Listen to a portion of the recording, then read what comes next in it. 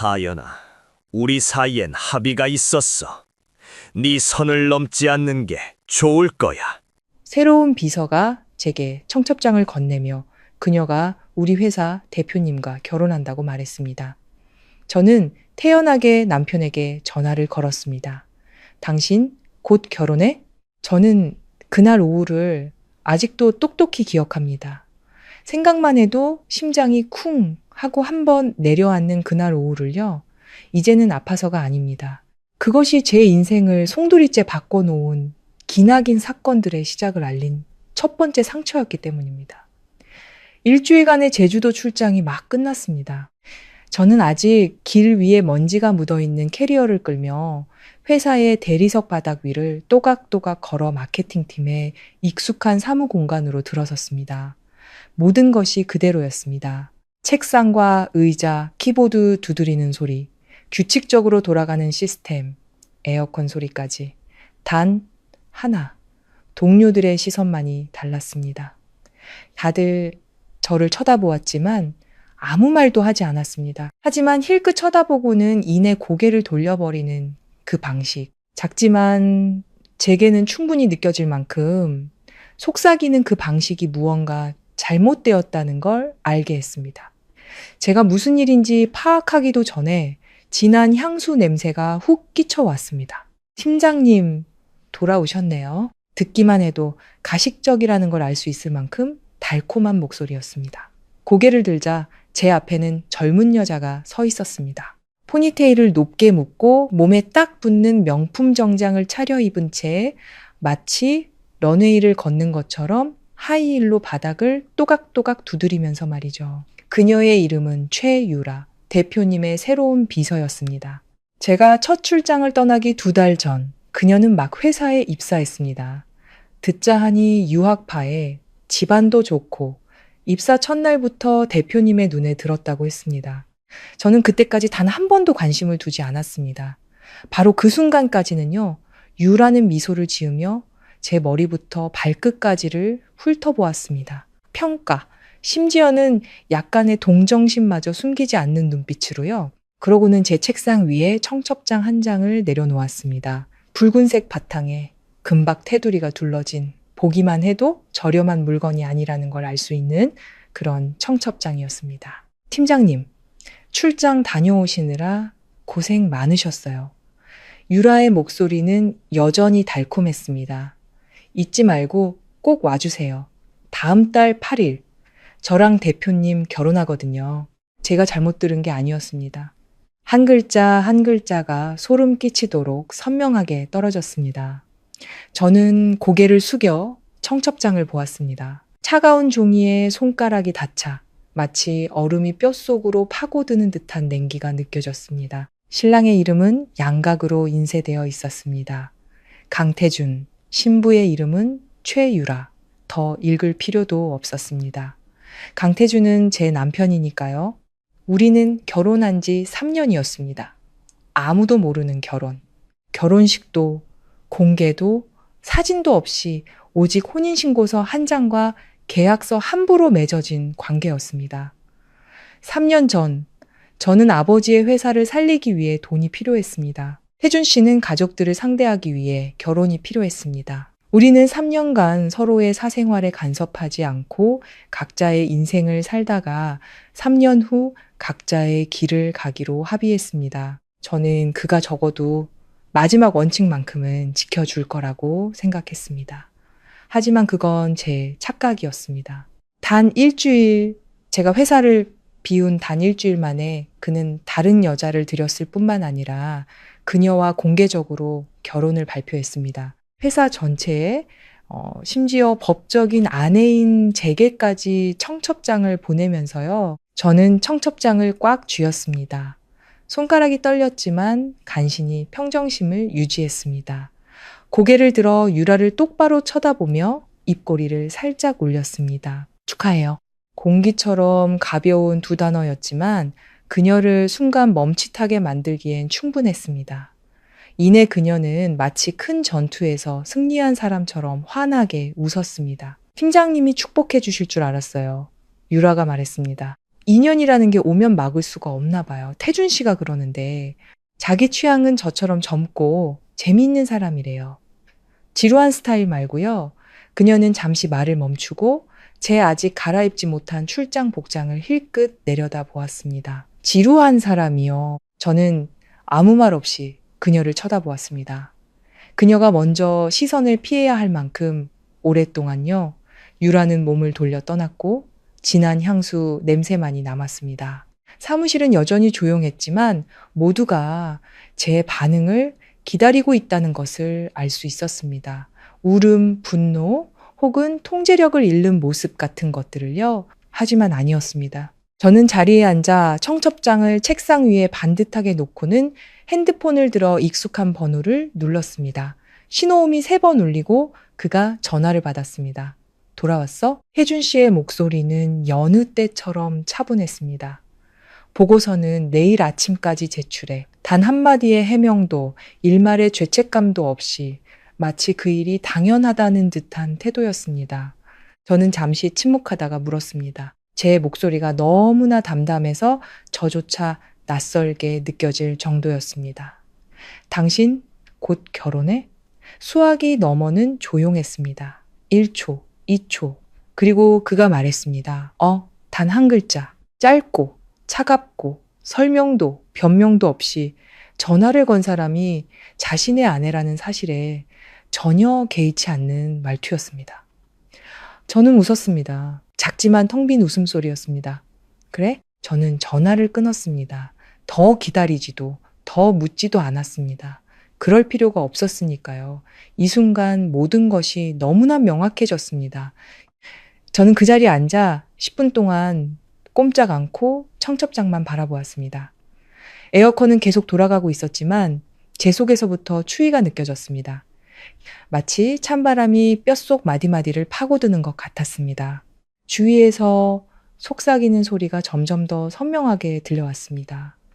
대표님 싱글인 줄 알았는데 최유라 씨 입사 2달 만에 결혼이라니 대단하다. 박 팀장님, 충격이 크겠네. 30 넘도록 결혼도 못했는데 저런 꼴까지 당하고. 저는 모든 말을 똑똑히 들었지만 반응하지 않았습니다.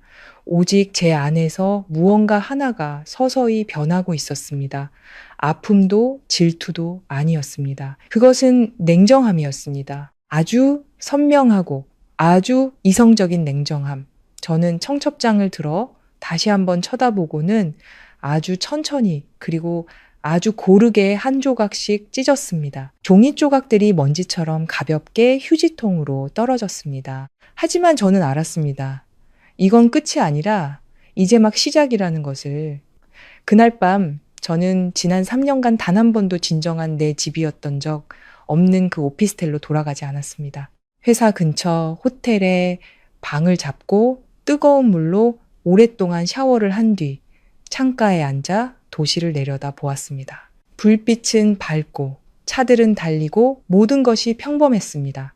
오직 제 인생만이 다른 방향으로 꺾여버렸을 뿐. 저는 핸드폰을 들고 첫 번째 전화를 걸었습니다. 제 명의의 모든 계좌 전부 확인해 주세요. 2번째 전화, 플랜 B 가동해야겠어요. 3번째 전화, 3년 전 계약서 기억하시죠? 생각보다 일찍 쓰게 될 것 같네요. 저는 전화를 내려놓고 깊은 숨을 내쉰 뒤 컴퓨터를 켰습니다. 그리고 지난 3년간 단 한 번도 사용하게 될 거라 생각지 않았던 폴더에 로그인했습니다. 그 안에는 모든 것이 들어있었습니다.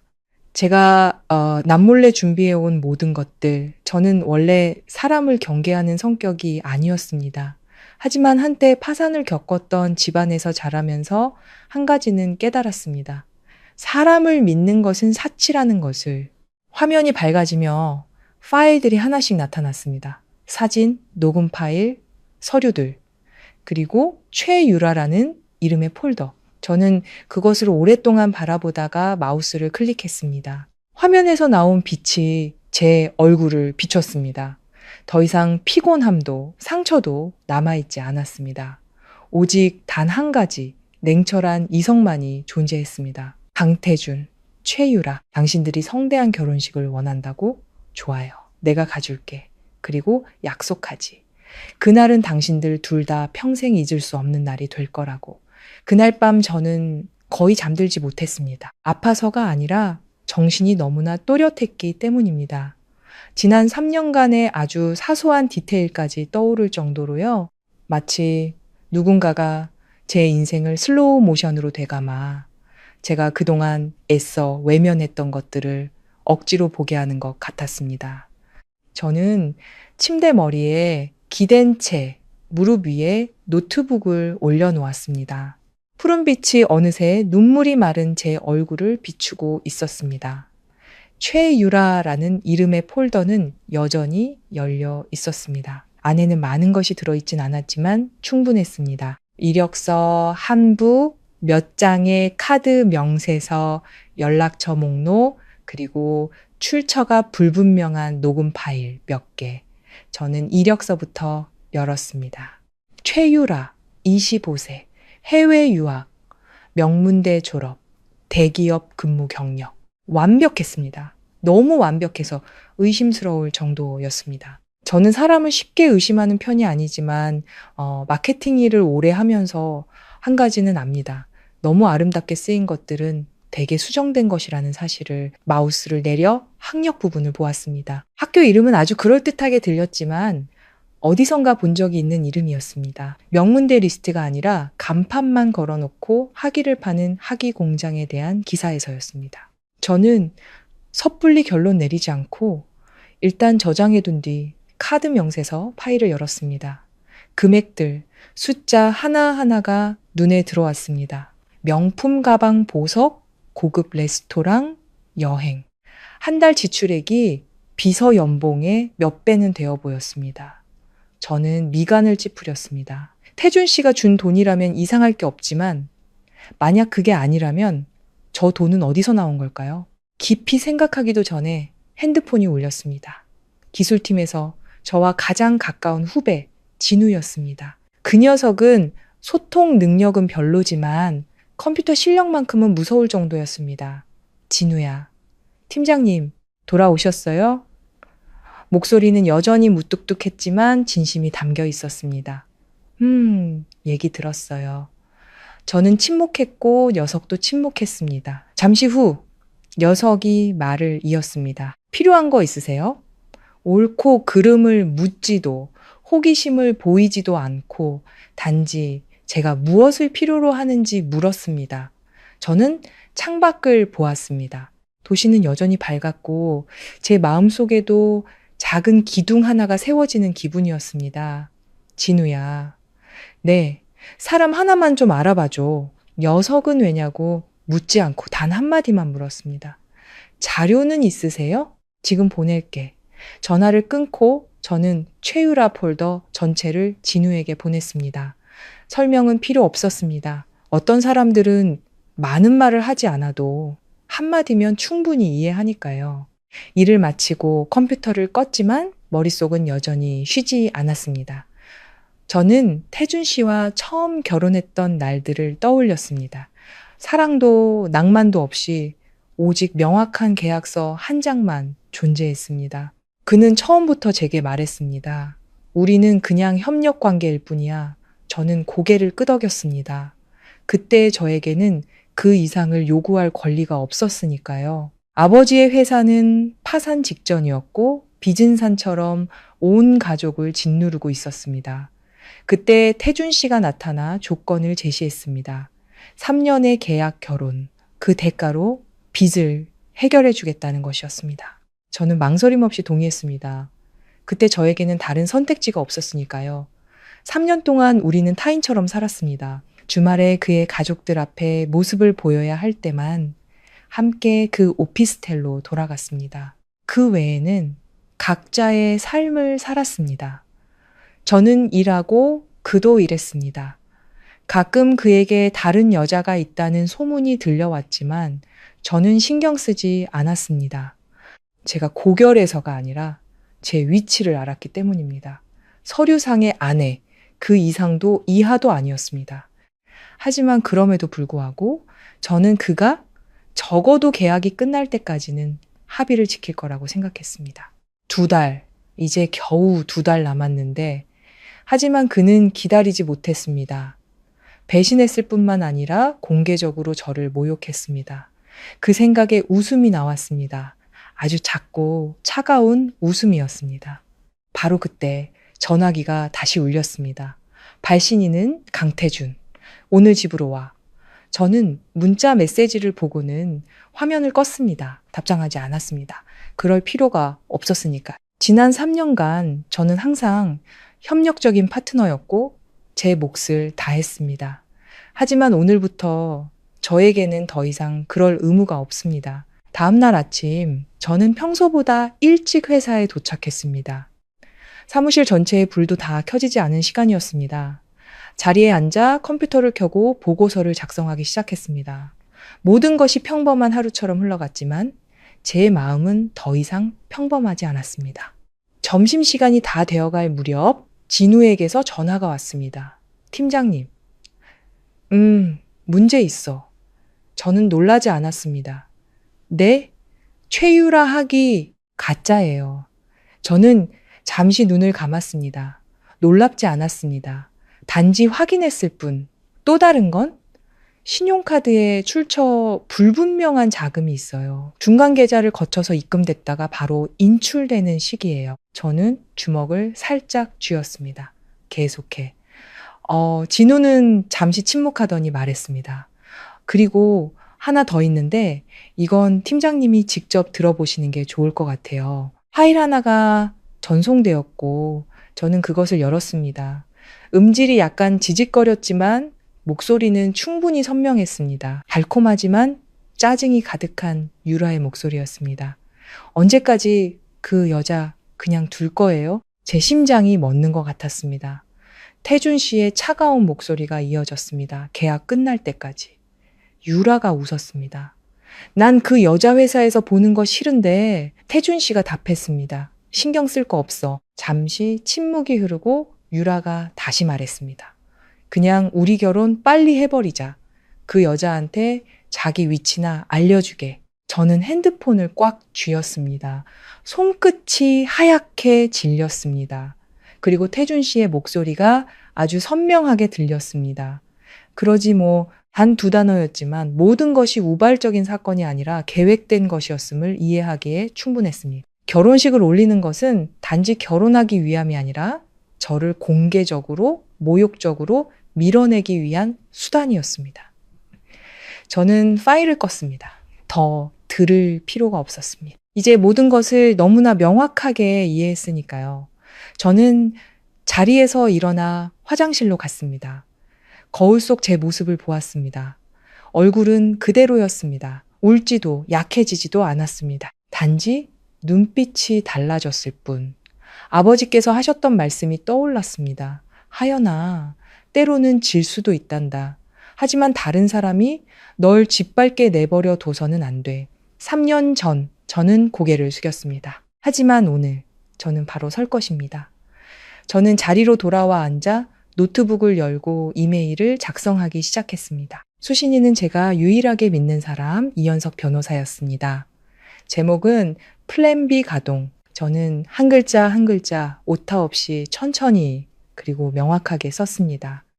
전송을 마친 뒤 다른 파일을 열었습니다. 하객 명단. 총무팀에서 대표님의 결혼식 준비를 위해 막 보낸 리스트였습니다. 저는 스크롤을 내리며 이름 하나하나 직책 하나하나를 훑어보았습니다. 파트너, 주주, 가족. 저는 멈췄습니다. 입꼬리가 살짝 올라갔습니다. 아주 였지만 이번에는 더 이상 차갑지 않고 날카로운 미소였습니다. 좋아, 저는 속삭였습니다. 이왕 크게 버릴 거라면 내가 더 크게 만들어주지. 저는 노트북을 닫고 등을 곧게 폈습니다. 창 밖으로 햇살이 밝게 비치고 있었습니다. 새로운 하루의 시작이었습니다. 하지만 저에게는 더 이상 평범한 하루가 아니었습니다. 바로 오늘 그 시작의 날이었으니까요. 제가 결코 지지 않을 게임의 시작. 그날 아침 이현석 변호사에게 이메일을 보낸 후 저는 몇 분간 아무것도 하지 않았습니다.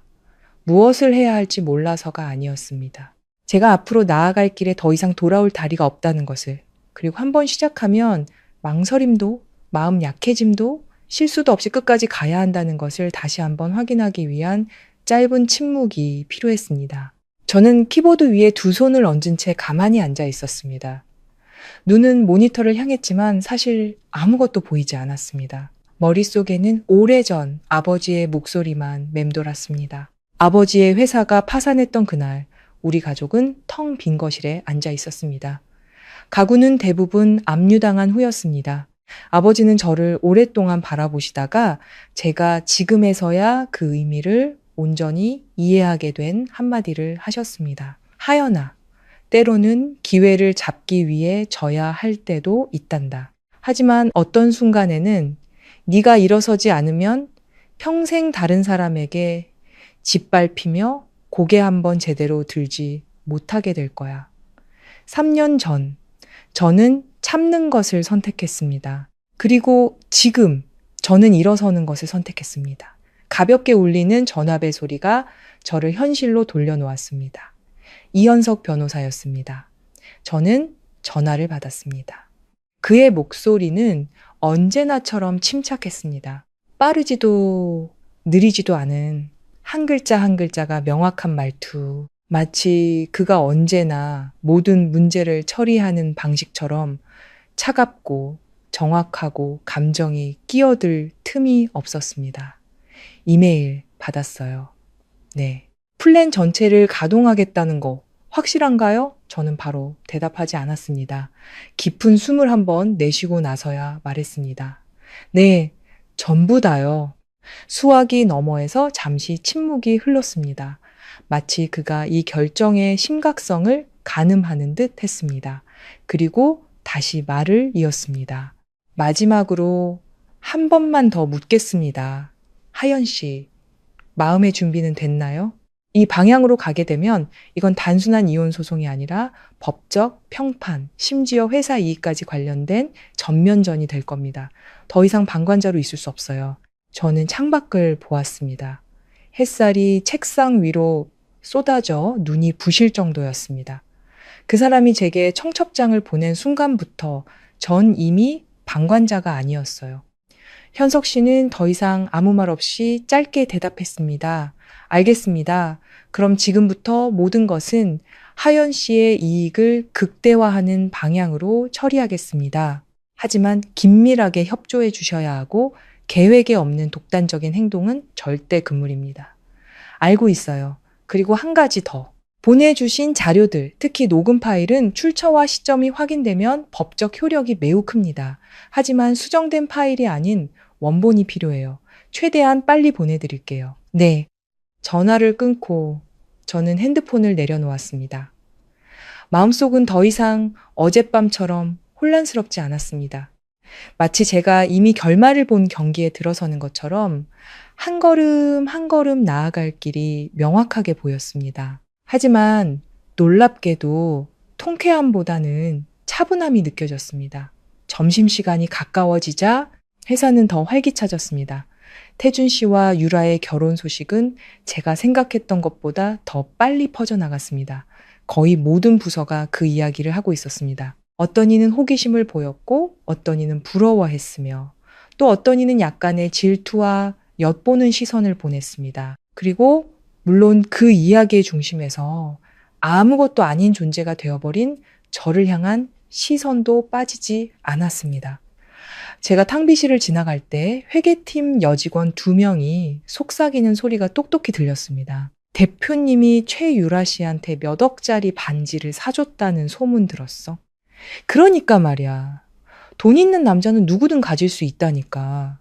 누가 박 팀장님 같은 사람을 선택하겠어. 맨날 저렇게 딱딱하게 구는데 내가 남자라도 별로일 것 같아.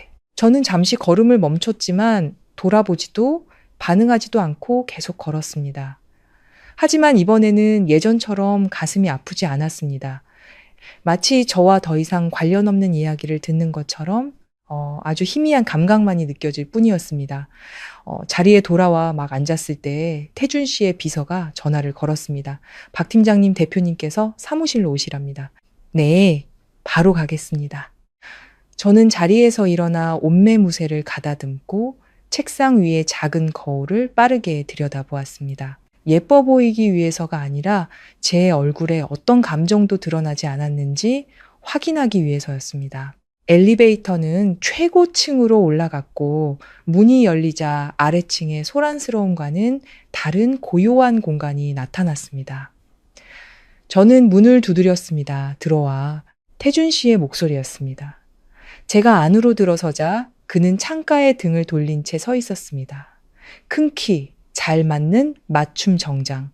모든 것이 3년 전과 똑같았습니다. 단 한 가지, 더 이상 제가 그를 타협의 눈으로 보지 않는다는 점만 빼고요. 앉아. 그는 돌아보지 않고 말했습니다. 저는 자리에 앉아 기다렸습니다. 잠시 후 그가 돌아섰습니다. 그의 시선이 저를 훑고 지나가다 마치 평가하듯 잠시 멈췄습니다. 청첩장 받았지. 질문이 아닌 단정이었습니다. 네, 잘 됐군. 그는 가볍게 고개를 끄덕였습니다. 그날 꼭 참석해야 해. 저는 그를 쳐다보았습니다. 무슨 자격으로요? 그가 미간을 살짝 찌푸렸습니다. 회사 직원으로. 저는 웃었습니다. 작지만 방 안의 차가운 공기를 깨뜨리기에 충분한 웃음소리였습니다. 직원이요. 태준 씨는 제 반응이 마음에 들지 않는 듯 했습니다. 그의 눈빛에서 그 감정을 똑똑히 읽을 수 있었습니다. 장난칠 일 아니야. 장난 아닌데요. 제가 대답했습니다. 그냥 재미있어서요. 그는 몇 초간 침묵하더니 더 낮은 목소리로 말했습니다. 하연아, 우리 사이엔 합의가 있었어. 네 선을 넘지 않는 게 좋을 거야. 선. 그 두 단어. 예전 같았으면 저는 침묵했겠지만 오늘은 아니었습니다. 제 선은 아주 잘 알고 있어요. 저는 천천히 말했습니다. 그런데 당신은 당신의 선 안에 머물고 있다고 확신하세요? 방 안의 공기가 바뀌었습니다.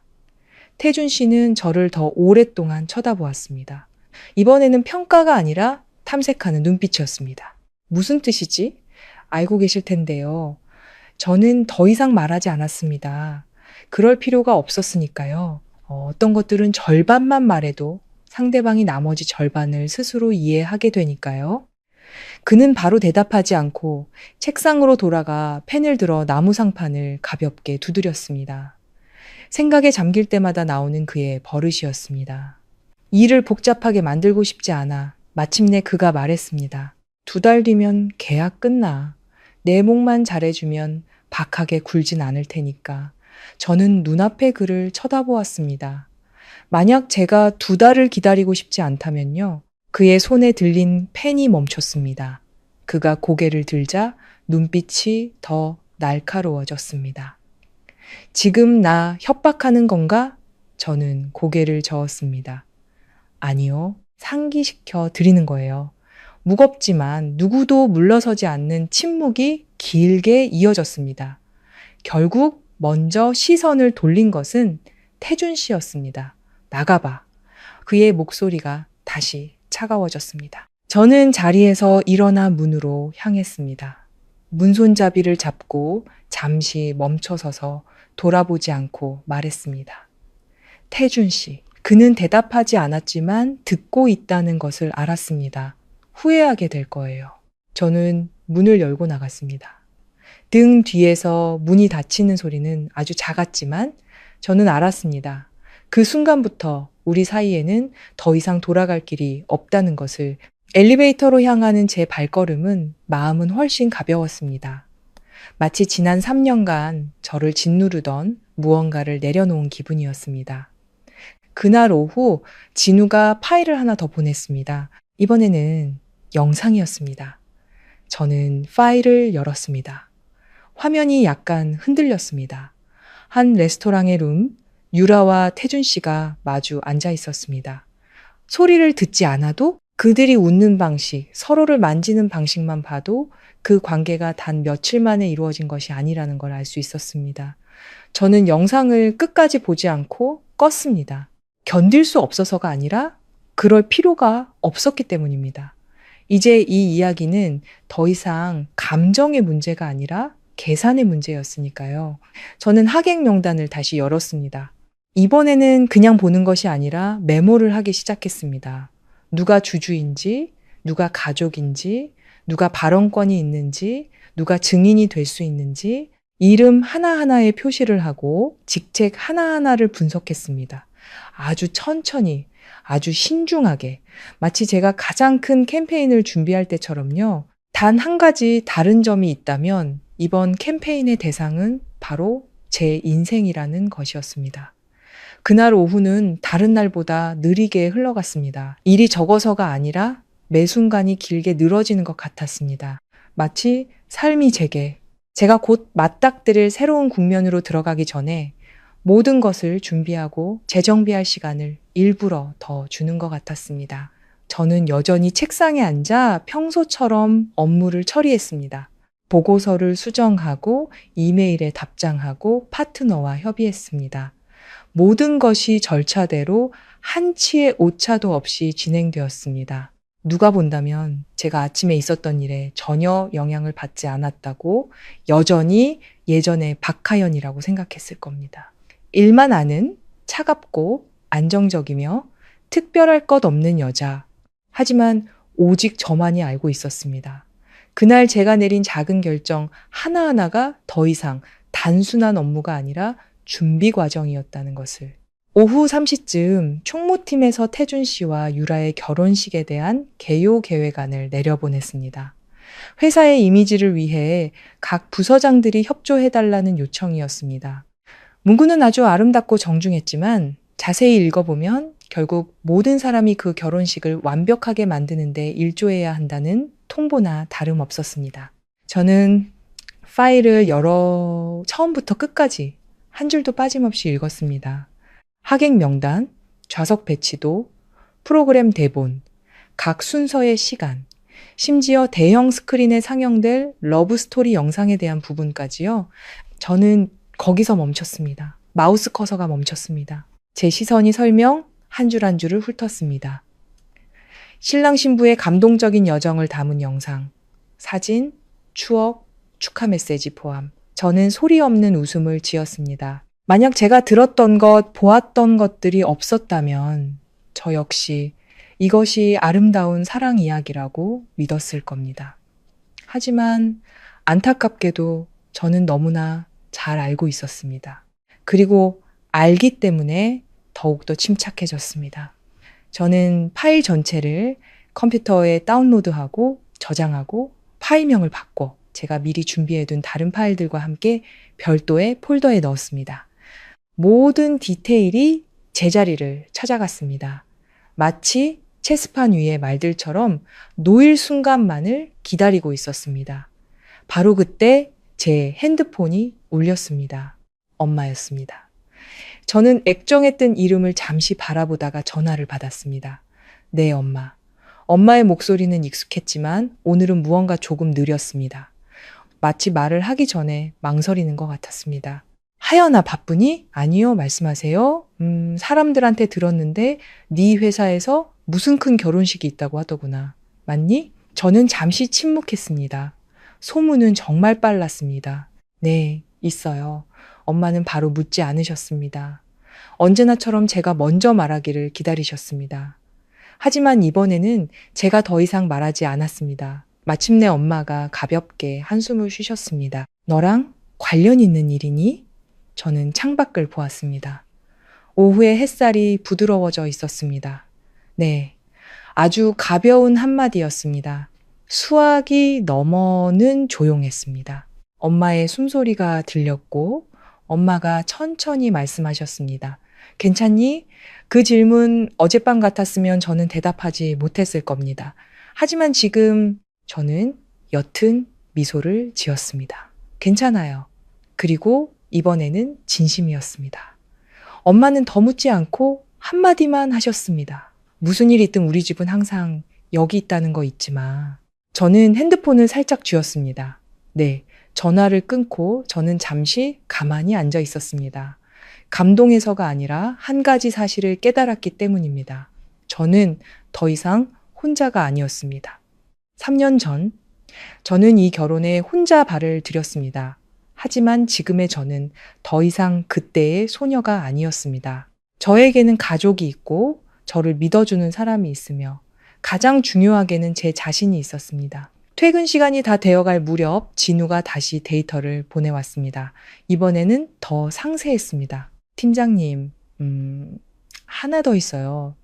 저는 파일을 열었습니다. 여러 건의 이체 내역서였습니다. 적지 않은 금액들이 중간 계좌들을 통해 오갔습니다. 공통점은 모두 최유라와 관련이 있다는 것이었습니다. 이 돈들 깨끗하지 않아요. 진우가 말했습니다. 출처가 어디야? 전부 파악은 안 됐는데 경쟁사 쪽이랑 관련 있는 정황이 보여요. 저는 미간을 찌푸렸습니다. 경쟁사? 만약 이게 사실이라면 이건 단순한 불륜 문제가 아니라 이익, 심지어는 음모와 관련된 이야기였습니다. 진우야, 네, 계속 파봐. 알겠습니다. 전화를 끊었습니다. 저는 데이터 시트를 다시 보았습니다. 차가운 숫자들 뒤에는 훨씬 더 큰 무언가가 숨어 있었습니다.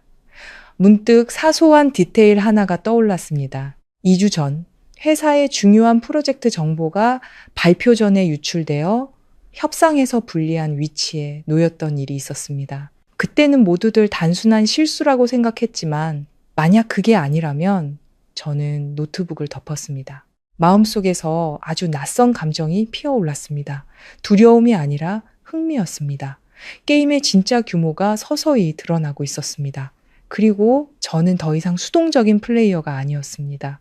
그날 저녁, 저는 바로 호텔로 돌아가지 않고 가게 한 곳에 들렀습니다. 쇼핑을 위해서가 아니라 드레스 한 벌을 맞추기 위해서였습니다.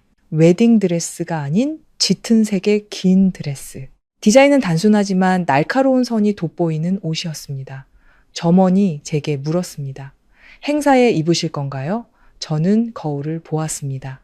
거울에 비친 제 모습은 며칠 전에 피곤한 여자가 아니라 이미 준비를 마친 사람이었습니다. 네, 저는 대답했습니다. 아주 중요한 행사예요. 저는 계약금을 걸고 옷을 찾으러 올 날짜를 적은 뒤 가게를 나섰습니다. 밤이 깊어지고 도시에 불이 켜졌습니다. 호텔로 돌아와 창가에 앉아 노트북을 열었습니다. 모든 자료를 다시 확인하고 메모하고 정리했습니다. 단 하나의 디테일도 놓치지 않았습니다. 이 게임에서는 단 한 걸음만 잘못 내디뎌도 제가 질 것이라는 걸 알았기 때문입니다. 하지만 저는 그런 일이 일어나도록 내버려 두지 않을 겁니다. 다정이 가까워질 무렵 제 핸드폰이 다시 빛났습니다. 모르는 번호로 온 문자 메시지였습니다. 선을 넘는군. 저는 글자를 보았습니다. 묻지 않아도 누구인지 알 수 있었습니다. 저는 답장하지 않고 그냥 삭제하고 차단했습니다. 두려워서가 아니라 그럴 가치가 없었기 때문입니다. 저는 핸드폰을 내려놓고 불을 끄고 침대에 누워 눈을 감았습니다. 이번에는 깊은 잠을 잤습니다. 꿈도 불안도 없는 잠이었습니다. 모든 것이 올바른 방향으로 가기 시작했다는 것을 알았기 때문입니다. 그리고 이번에는 제가 코너에 몰린 사람이 아니라 상대방을 돌아올 수 없는 길로 한 걸음씩 몰아넣고 있는 사람이었으니까요. 다음 날 아침 저는 아주 일찍 일어났습니다. 급한 일이 있어서가 아니라 이제 제 마음속에 더 이상 망설임이 설 자리가 없었기 때문입니다. 모든 것이 한 걸음 한 걸음 계획대로 배치되었습니다. 마치 큰 캠페인을 준비할 때처럼요. 단지 이번에는 대상이 시장이 아니라 제 인생 그 자체라는 점, 그리고 결과가 숫자가 아니라 명예, 권리, 그리고 제가 너무나 오랫동안 참아왔던 존중이라는 점이 달랐습니다. 저는 세수를 하고 거울 속 제 모습을 보았습니다. 머리는 단정하게 묶고 화장은 과하지 않게 며칠간의 피로를 가릴 만큼의 가벼운 베이스 메이크업만 했습니다. 하지만 눈빛은 완전히 달랐습니다. 더 이상 인내하는 사람의 눈빛이 아니라 일어서기로 결심하고 뒤돌아보지 않고 맞서 싸우기로 받아들인 사람의 눈빛이었습니다. 저는 평소보다 일찍 회사에 도착했습니다. 복도는 아직 텅 비어 있었고 공간은 고요했습니다. 사무실 문을 열고 자리에 앉아 컴퓨터를 켰습니다. 며칠 동안 준비해온 모든 폴더를 다시 열었습니다. 파일 하나하나, 녹음 파일 하나하나, 사진 하나하나, 메모 한 줄 한 줄을 다시 확인했습니다. 제 자신을 의심해서가 아니라 아주 작은 실수 하나만으로도 상대방이 판을 뒤집을 수 있다는 것을 알았기 때문입니다. 8시가 조금 넘었을 때 이현석 변호사에게서 전화가 왔습니다. 자료는 다 봤습니다. 상황이 어떻죠? 유리합니다. 그는 아주 간결하게 말했습니다. 특히 녹음 파일과 자금 흐름은 잘만 엮으면 단순한 혼인계약 위반이 아니라 회사 이익과 관련된 문제로까지 번질 수 있어요. 저는 의자의 등을 기댔습니다. 어디까지 처리할 수 있을까요? 현석 씨는 잠시 침묵하더니 말했습니다. 끝까지 가면 강태준 대표는 돈만 잃는 걸로 끝나지 않을 겁니다. 알겠습니다. 자세히 말 안 해도 돼요. 최유라 씨는요, 그 여자 역할, 단순한 제3자가 아니에요. 저는 입꼬리를 살짝 올렸습니다. 저도 그렇게 생각해요. 하지만 기억해야 합니다. 현석 씨가 강조했습니다. 일단 공개되면 파장이 아주 클 겁니다. 하연 씨도 그 중심에 서게 될 거고요. 상관없어요. 알겠습니다. 그가 대답했습니다. 그럼 플랜 2를 준비하죠. 연락 기다리겠습니다. 전화를 끊고 저는 잠시 가만히 앉아 있었습니다. 더 이상 생각하지 않았습니다. 이 순간부터 저는 감정에 따라 움직이지 않을 테니까요. 모든 것은 계산되고 통제된 선택이었습니다. 2시쯤 되자 사무실이 붐비기 시작했습니다. 분위기는 며칠 전과는 완전히 달랐습니다. 더 활기차고 웃음소리도 많아지고 물론 시선도 더 많아졌습니다. 최유라가 나타났습니다. 그녀는 평소처럼 걸어 들어왔지만 오늘은 분명히 달랐습니다. 밝은 색의 원피스, 꼼꼼한 화장, 항상 머금고 있는 미소. 가는 곳마다 축하 인사를 받고 아첨을 받고 진심이든 거짓이든 모든 관심이 미래의 신부인 그녀에게 쏠렸습니다. 그녀가 제 책상 옆을 지나가다 멈췄습니다. 박 팀장님, 제가 고개를 들었습니다. 네. 결혼식 계획안은 받으셨죠? 네. 총무팀에 부탁해서 팀장님께 몇 가지 지원을 요청드렸어요. 유라가 말했습니다. 목소리는 부드러웠지만 그 의도는 숨기지 못했습니다. 그래도 팀장님이 경험이 많으시니까 꼼꼼하게 준비해 주실 거라 믿어요. 저는 그녀를 눈도 깜빡이지 않고 쳐다보았습니다. 어떤 부분이요? 하객 명단이랑 답례품이요. 유라가 웃었습니다. 팀장님이 이 일 하시면 실수는 없겠죠. 저는 고개를 끄덕였습니다. 알겠어요. 제 대답에 그녀는 약간 놀란 듯 했습니다. 아마 제가 거절하거나 다른 반응을 보일 거라고 생각했겠죠. 하지만 저는 그러지 않았습니다. 받아들여서가 아니라 제게 필요했기 때문입니다. 전체 하객 명단을 파악하기 위해 바로 그 업무가 필요했고 더 깊이 접근하기 위해 바로 그 위치가 필요했습니다. 유라는 더 이상 말하지 않고 웃으며 돌아섰습니다. 하지만 가기 전에 그녀는 몸을 살짝 기울여져만 들을 수 있을 만큼 작게 속삭였습니다. 꼭 오셔야 해요. 팀장님을 위해 아주 특별한 자리를 마련해 놨거든요. 저는 대답하지 않고 그녀의 뒷모습만 바라보았습니다. 특별한 자리, 저는 소리 없이 웃었습니다. 정말 특별하긴 하겠지. 하지만 그녀가 생각하는 방식과는 다를 겁니다. 오전 내내 저는 하객 명단에 집중했습니다. 정리를 위해서가 아니라 분류를 위해서였습니다. 누가 강태준 대표의 가족인지, 누가 중요한 파트너인지, 누가 이사회에서 발언권이 있는지, 누가 압력을 가할 수 있는지. 저는 이름 하나하나에 표시를 하고 메모하고 제가 가진 정보와 비교, 대조했습니다. 서서히 그림이 나타나기 시작했습니다. 더 선명하게. 그날 오후 진우가 메시지를 하나 더 보냈습니다. 팀장님, 데이터 추가요. 저는 내부 이메일 접속 기록 로그 파일을 열었습니다. 몇몇 문서가 외부로 전송된 흔적이 있었습니다. 발신자 이름은 직접적으로 나타나지 않았지만 추적 결과 최유라 계정에서 나갔어요. 진우가 말했습니다. 저는 놀라지 않고 다시 한번 확인했습니다. 확실해? 네, 전부 저장해놔. 이미 해뒀습니다. 저는 진우가 보지 못한다는 걸 알면서도 가볍게 고개를 끄덕였습니다. 잘했어. 제가 칭찬하는 것은 드문 일이었고 그것만으로도 충분하다는 것을 알았습니다. 전화를 끊고 저는 의자에 등을 기대고 눈을 감았다가 몇 초 뒤 다시 떴습니다.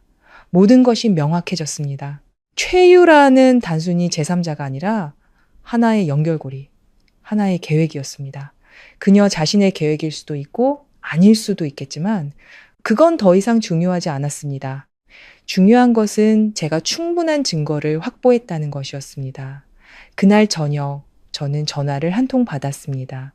시어머니였습니다. 지난 3년간 몇 번밖에 만나지 않았고 만날 때마다 짧은 식사와 형식적인 질문 그리고 그녀가 전혀 숨기지 않는 평가의 시선만이 오갔던 사람이었습니다. 저는 전화를 받았습니다. 네, 어머님.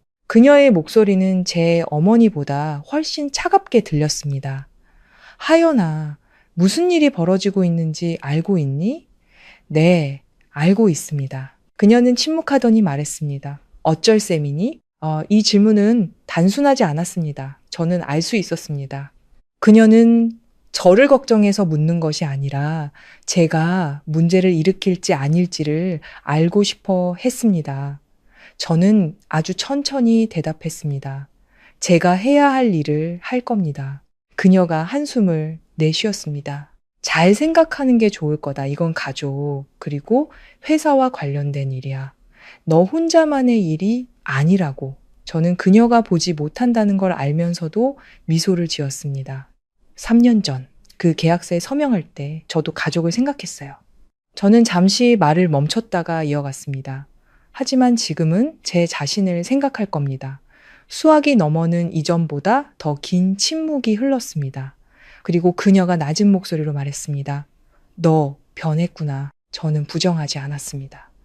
네, 전화를 끊고 저는 핸드폰을 내려놓았습니다. 마음속에는 더 이상 어떤 동요도 없었습니다. 제가 영원히 참을 거라고 생각했던 사람들은 틀렸다는 것을 알았기 때문입니다. 그날 밤 저는 계획 전체를 다시 열어 마지막으로 확인했습니다. 부족하지도 넘치지도 않았습니다.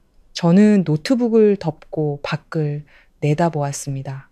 도시는 여전히 밝았지만 제 마음은 아주 고요했습니다. 마치 큰 폭풍 전야처럼 모든 것이 무서울 정도로 고요했습니다.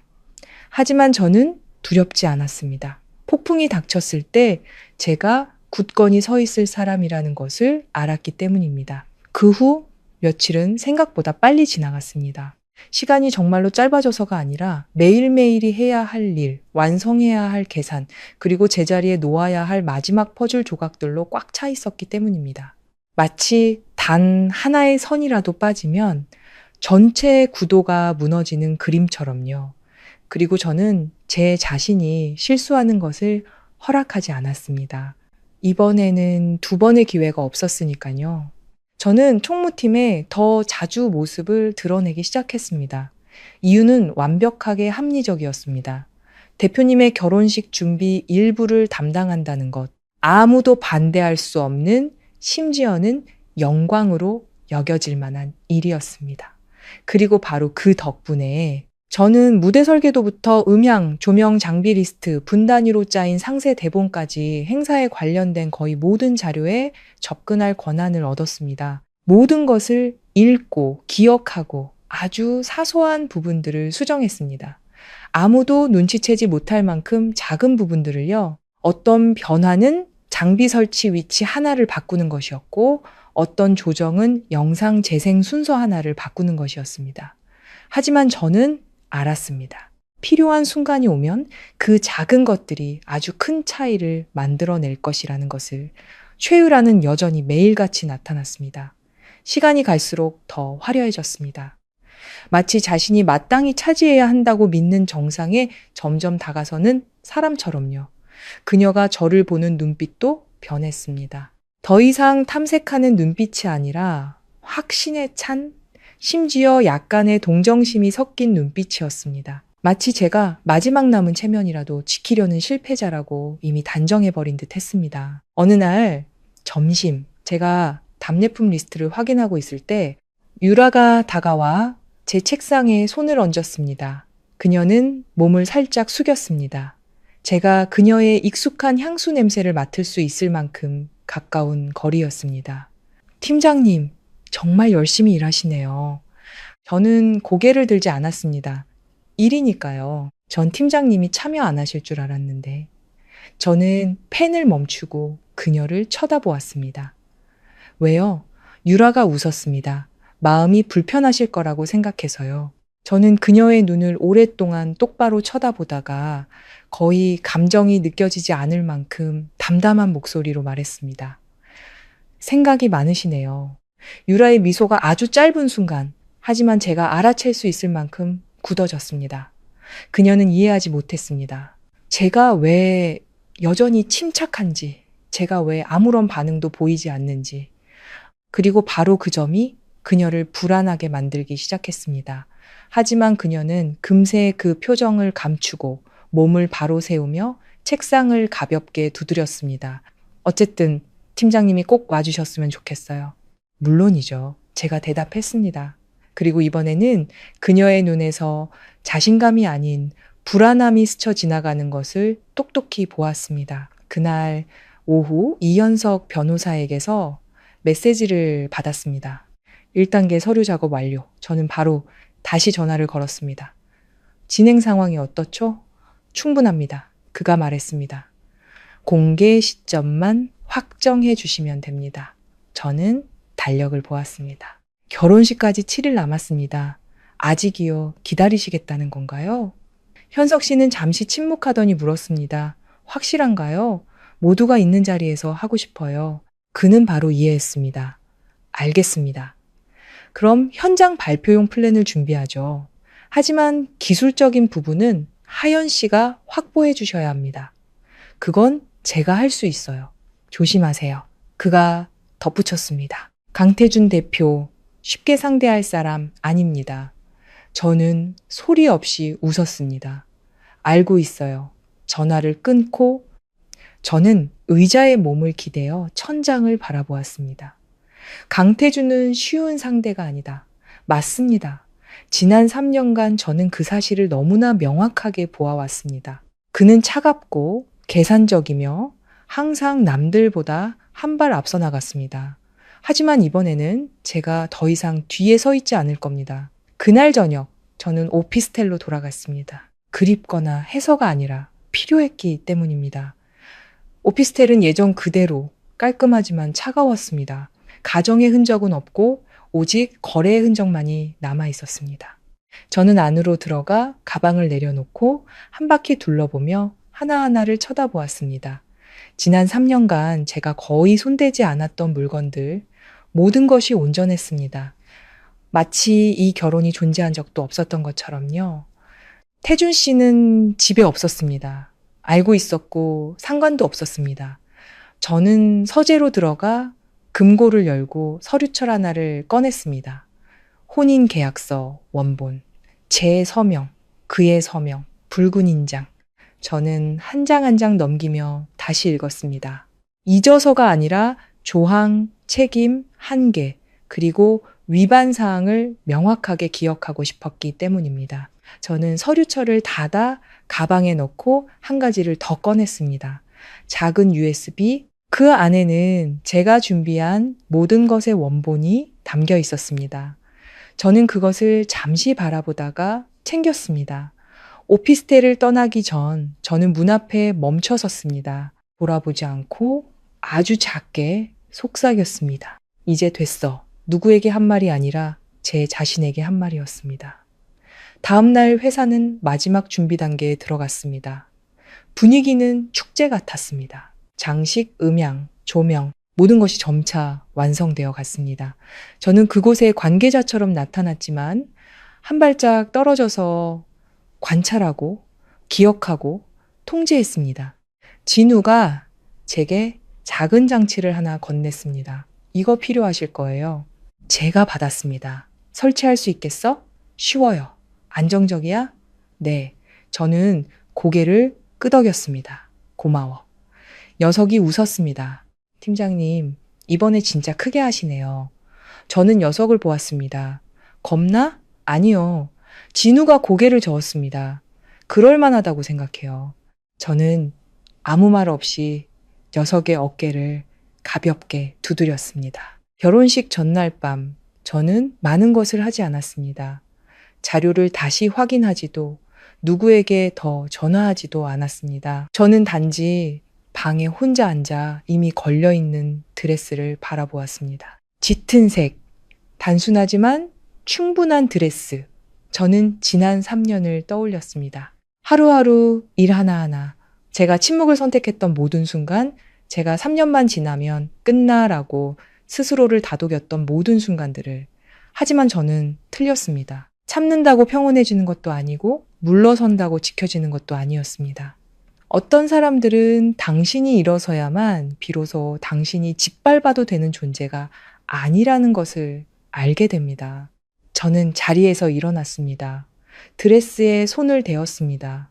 가볍지만 단단한 감촉이 마치 지금의 저 자신 같았습니다.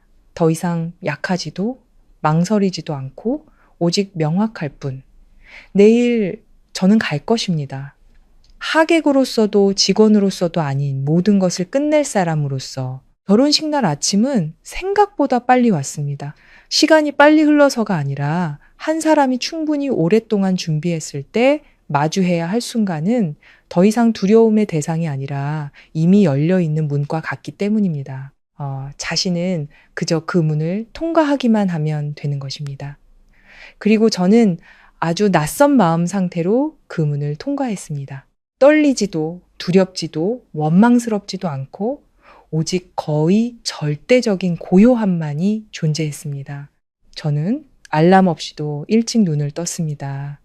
창밖에 빛이 커튼에 닿자마자 눈을 떴고 잠시 가만히 누워 있었습니다. 제 심장이 규칙적으로 서두르지 않고 천천히 뛰는 소리를 들었습니다. 마치 지금의 저 자신이 충분한 파도를 겪고 나서야 어떤 싸움은 시끄럽지 않아도 이길 수 있다는 것을, 단지 충분히 확신하기만 하면 된다는 것을 깨달은 것 같았습니다.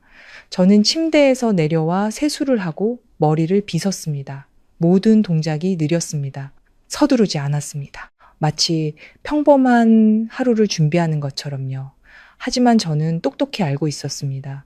오늘은 제 인생의 그 어떤 날과도 같지 않을 것이라는 것을 짙은색 드레스가 반듯하게 걸려 있었습니다. 저는 그것을 내려입고 옷의 주름 하나하나를 정리했습니다. 화려할 필요도 과시할 필요도 없었습니다. 하지만 거울 앞에 섰을 때 저는 한 가지 사실을 명확하게 보았습니다. 거울 속의 여자는 더 이상 3년 전의 박하연이 아니었고 일주일 전의 박하연은 더더욱 아니었습니다. 그녀는 모든 것을 똑바로 마주할 만큼 충분히 침착하고 흔들리지 않을 만큼 충분히 단단하며 자신이 무엇을 하고 있는지 알 만큼 충분히 명확한 사람이었습니다. 저는 화장을 진하게 하지 않았습니다. 얼굴에 생기가 돌 만큼의 가벼운 화장이면 충분했습니다. 누구보다 예뻐 보일 필요는 없었으니까요. 단지 제 자신에게 지지 않으면 되었습니다. 방을 떠나기 전 저는 가방을 다시 확인했습니다. USB는 그 자리에, 계약서도 그 자리에 있었습니다. 모든 것이 충분했고 부족하지도 넘치지도 않았습니다. 제 계획처럼요. 저는 밖으로 나와 택시를 부르고 뒷자리에 앉았습니다. 아침의 도시가 서서히 활기를 띠는 모습을 보았습니다. 출근하는 사람들, 차들, 경적 소리, 모든 것이 평범했습니다. 미리 알지 못했다면 아무도 오늘이 제게 얼마나 특별한 날인지 상상하지 못했을 겁니다. 결혼식 장소는 시내 중심에 있는 대형 호텔이었습니다. 저는 시작 시간보다 거의 1시간 일찍 도착했습니다. 불안해서가 아니라 마지막으로 다시 한번 둘러보고 모든 일이 일어날 공간을 느껴볼 필요가 있었기 때문입니다. 어떤 것들은 현장에 직접 서봐야만 무엇을 조정해야 할지 알 수 있으니까요. 예식장은 이미 장식이 끝나 있었습니다. 신선한 꽃, 화려한 조명, 붉은 카펫, 모든 것이 강태준 대표의 위치에 걸맞게, 그가 항상 완벽하게 구축하고 싶어 했던 이미지에 걸맞게 호화로웠습니다. 제가 안으로 들어서자 안내 데스크 직원이 저를 잠시 보더니 이내 알아보고 고개를 숙여 인사했습니다. 아마 제가 준비 과정의 일부였기 때문에 미리 언지를 받은 모양이었습니다. 저는 한 바퀴 둘러보며 무대, 대형 스크린, 음향과 조명의 위치를 확인했습니다. 모든 디테일이 제가 계획 안에서 본 것과 똑같은 자리에 오차 없이 놓여 있었습니다. 진우는 이미 와 있었습니다.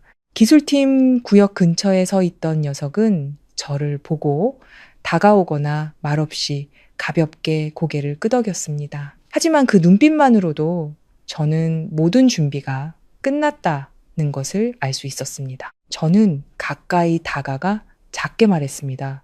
괜찮아? 진우가 낮은 목소리로 대답했습니다. 네, 타이밍은 팀장님이 정하세요. 저는 고개를 끄덕였습니다. 더 이상 말할 필요가 없었습니다. 어떤 일은 말이 적을수록 더 확실하니까요. 약 30분 후 하객들이 도착하기 시작했습니다. 그룹으로 혹은 혼자서 아는 사람들, 파트너, 가족 모두가 정장을 차려입고 미소와 축하의 말을 건넸습니다. 이 완벽한 겉모습 뒤에 무엇이 있는지 아무도 몰랐습니다.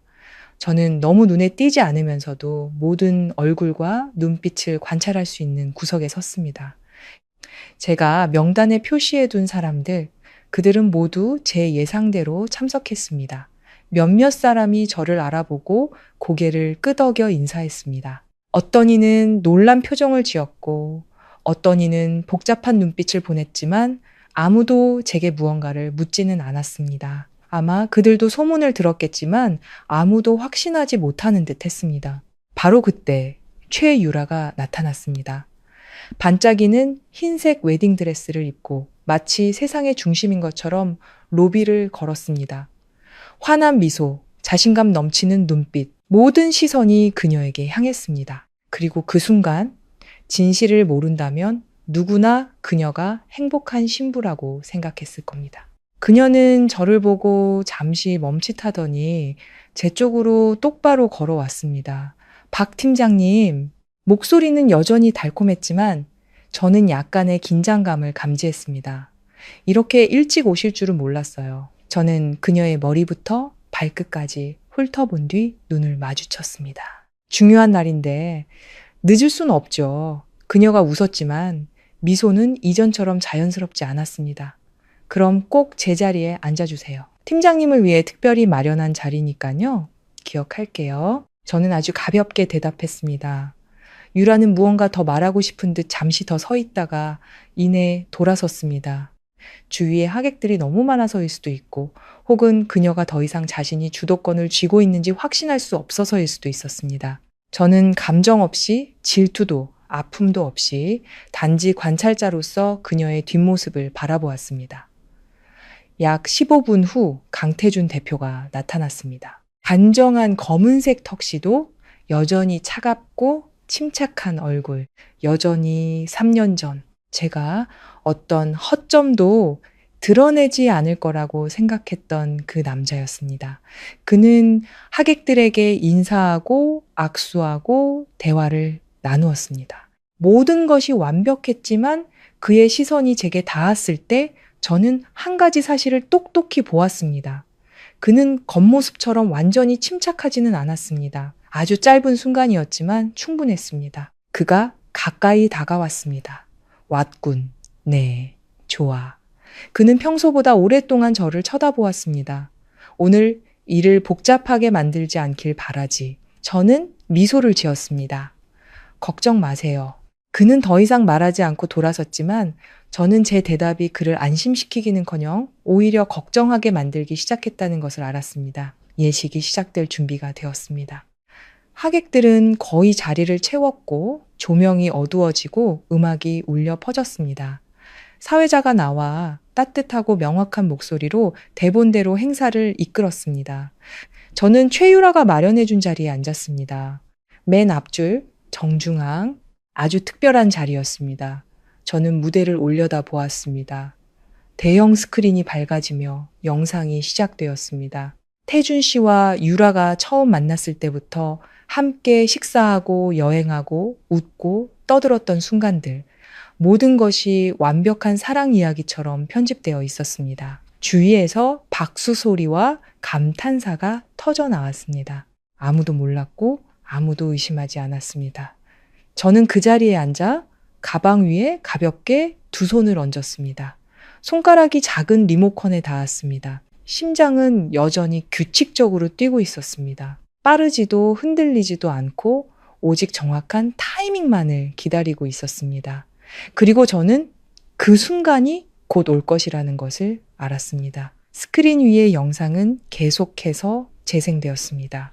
부드러운 화면 전환, 은은한 조명, 감정을 최고조로 끌어올리는 음악은 예식장 전체를 낭만과 감탄의 분위기로 가득 채웠습니다.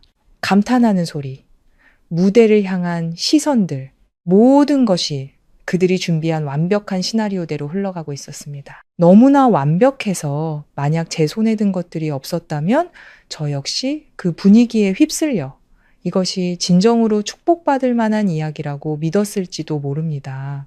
저는 등을 곧게 펴고 앉아 있었습니다. 두 손은 가방 위에 가볍게 얹혀 있었고 손가락은 작은 리모컨에 닿아 있었습니다. 제 심장 박동이 여전히 규칙적이라는 것을 느낄 수 있었습니다. 빨라지지도 느려지지도 않은 마치 제 안에 모든 것이 감정이 아닌 이성이 모든 것을 결정하는 절대적인 균형 상태에 도달한 것 같았습니다. 무대 위에서 유라는 태준 씨의 팔짱을 끼고 있었습니다. 그녀의 미소는 환했고 눈가는 살짝 젖어 있었습니다. 정말로 감동해서인지 아니면 조명 때문인지는 알 수 없었지만 다른 사람들이 보기에는 행복한 신부의 모습이었습니다. 그리고 태준 씨, 그는 유라의 어깨에 손을 얹은 채 앞을 보고 서 있었습니다. 언제나처럼 침착하고 통제된 모습이었습니다. 하지만 저는 알고 있었습니다. 그의 내면은 기다리고 관찰하고 있다는 것을. 그의 시선이 몇 번이나 제가 앉아있는 객석 쪽으로 스쳐 지나갔으니까요. 영상은 해변에서의 프로포즈 장면, 클라이맥스로 접어들었습니다. 불꽃이 터지고 음악이 고조되었습니다. 사회자는 사랑, 운명, 그리고 선택에 대한 익숙한 멘트를 시작했습니다. 한 문장 한 문장이 듣는 사람으로 하여금 이것이 아름다운 여정의 결과라고 믿게끔 계산된 말이었습니다. 바로 그때였습니다. 저는 버튼을 눌렀습니다. 아주 가볍지만 충분한 누름이었습니다. 스크린은 아주 짧은 순간 멈칫했습니다. 객석에 몇몇 사람이 고개를 갸웃하며 단순한 기술적 문제라고 생각했을 만큼의 짧은 순간이었습니다. 그리고 화면이 바뀌었습니다.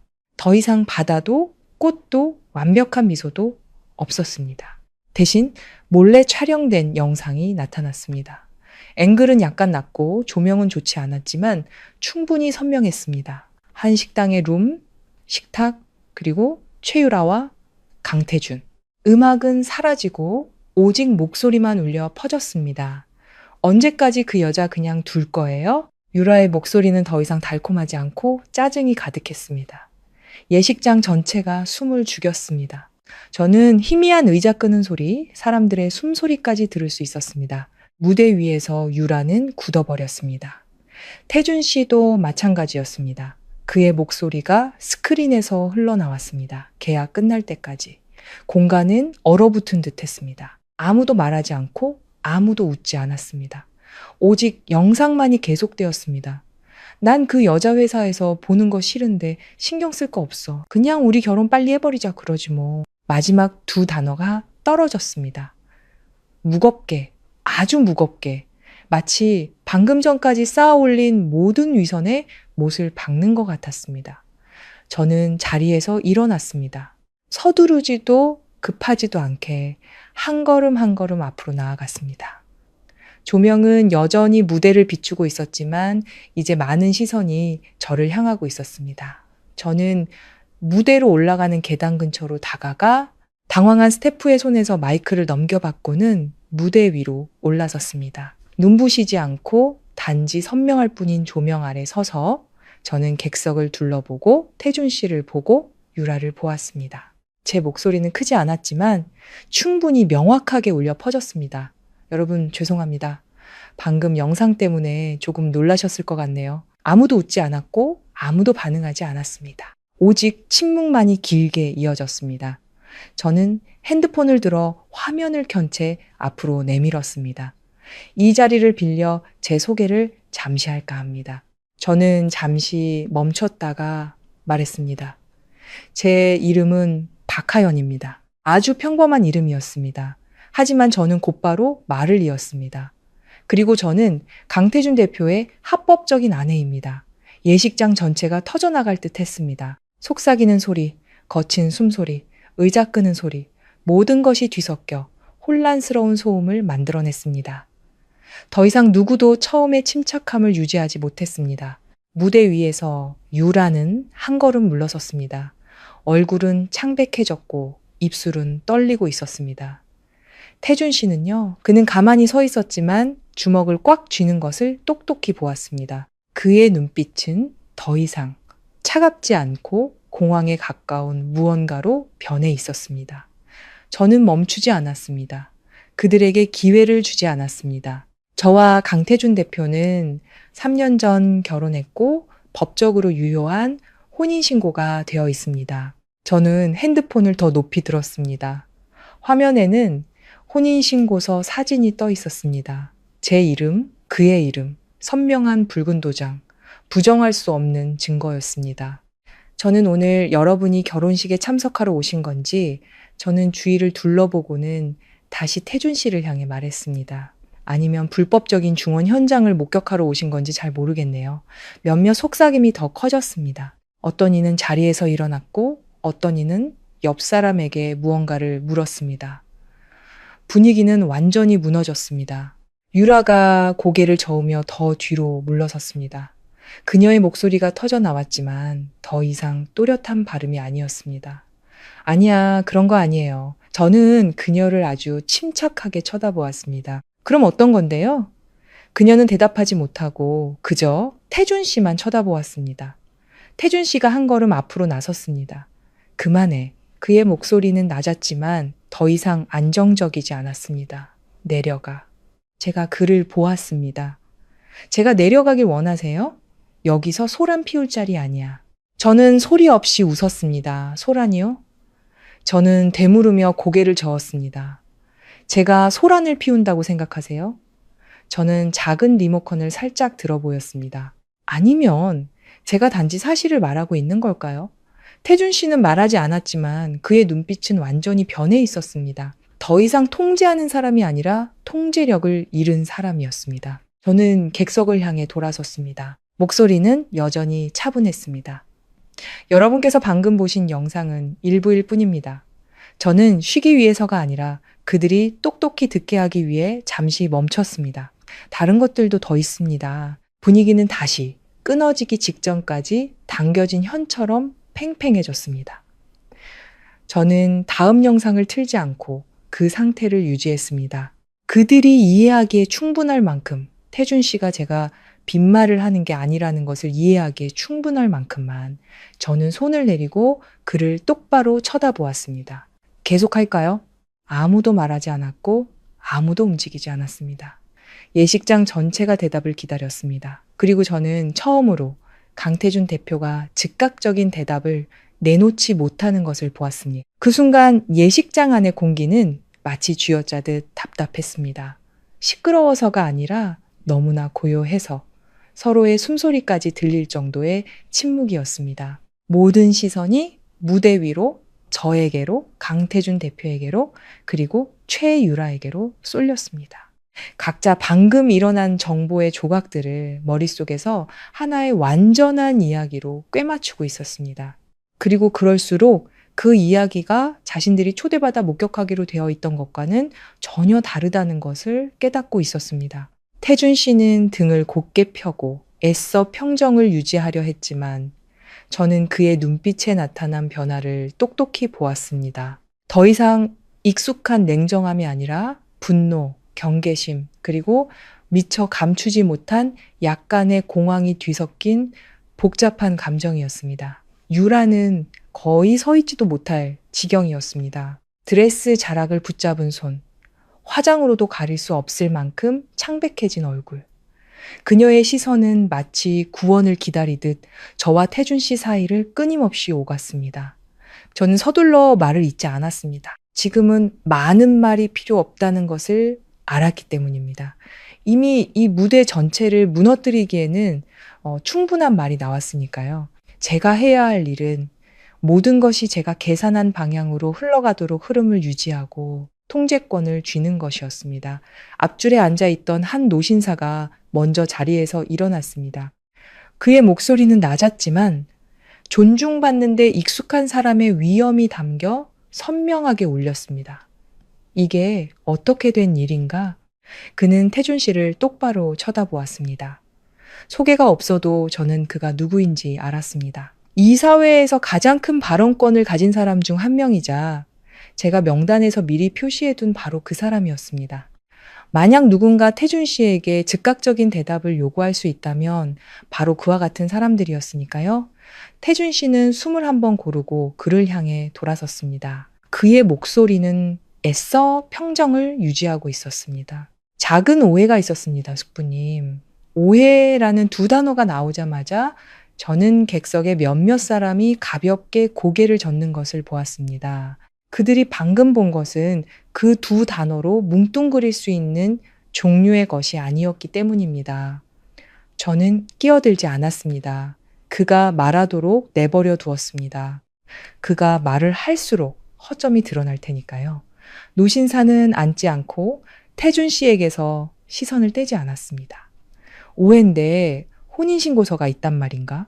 그 질문은 남아있던 평정심의 마지막 끈을 끊어버리는 칼날처럼 떨어졌습니다. 태준 씨는 바로 대답하지 못했고 바로 그 망설임이 대답이 되었습니다. 유라가 그제야 소리를 터뜨렸습니다. 그녀의 목소리는 평소보다 높고 떨리고 갈라져 있었습니다. 저는 몰랐어요. 정말로 아무것도 몰랐다고요. 그녀는 자신을 믿어줄 사람을 찾듯 주위를 둘러보다가 태준 씨에게 돌아섰습니다. 말해줘요. 아니라고 말해달라고요. 저는 그녀를 보았습니다. 동정심도 분노도 없이 단지 한 가지 사실만이 명확하게 보였습니다. 그녀는 자신이 이런 상황에 놓일 줄은 상상도 못했을 겁니다. 자신이 승자라고 생각했던 이야기에 자신이 통제할 수 없는 부분이 있었다는 것을 몰랐을 겁니다. 태준 씨는 유라에게 돌아섰습니다. 그의 눈에 아주 빠른, 하지만 제가 알아챌 수 있을 만큼의 짜증이 스쳐 지나갔습니다. 그는 이런 식으로 궁지에 몰리는 것, 많은 사람들 앞에서 해명해야 하는 상황을 좋아하지 않았습니다. 처리할게. 그가 낮은 목소리로 말했습니다. 하지만 그 말은 상황을 진정시키기는커녕 오히려 주위 사람들의 수군거림을 더 키웠습니다. 더 이상 속삭임이 아니라 직접적인 질문과 가감없는 시선들이 쏟아졌습니다. 저는 한 걸음 더 나아갔습니다. 앞으로 나가기 위해서가 아니라 조명 아래 더 굳건히 서기 위해서였습니다. 제 목소리는 여전히 차분하고 빠르지 않고 높지 않았지만 명확했습니다. 저는 모든 분들이 진실을 알 권리가 있다고 생각합니다. 오늘 이 자리는 단순히 사적인 행사가 아니라 많은 관계자분들이 모인 자리니까요. 저는 어른들, 파트너들, 그리고 제가 표시해둔 주주들을 향해 돌아섰습니다. 3년 전 저와 강태준 대표는 합의하에 결혼했습니다. 공개하지 않고 각자의 삶을 살기로요. 하지만 그렇다고 해서 그가 법적인 관계를 정리하지 않은 채 다른 결혼식을 올릴 권리가 있는 것은 아닙니다. 저는 잠시 말을 멈췄습니다. 길지 않았지만 한마디 한마디가 가라앉기에 충분한 시간이었습니다. 그리고 더더욱 제가 일하는 바로 그 회사에서 저를 모욕의 대상으로 만들 권리는 없습니다. 분위기는 다시 팽팽해졌지만 이번에는 혼란이 아니라 집중이었습니다. 사람들은 이것이 단순한 애정 문제가 아니라 명예와 원칙의 문제라는 것을 이해하기 시작했습니다. 오른쪽에서 화려하게 차려입은 한 중년 여성이 일어섰습니다. 저는 그녀가 태준 씨의 어머니라는 것을 알아보았습니다.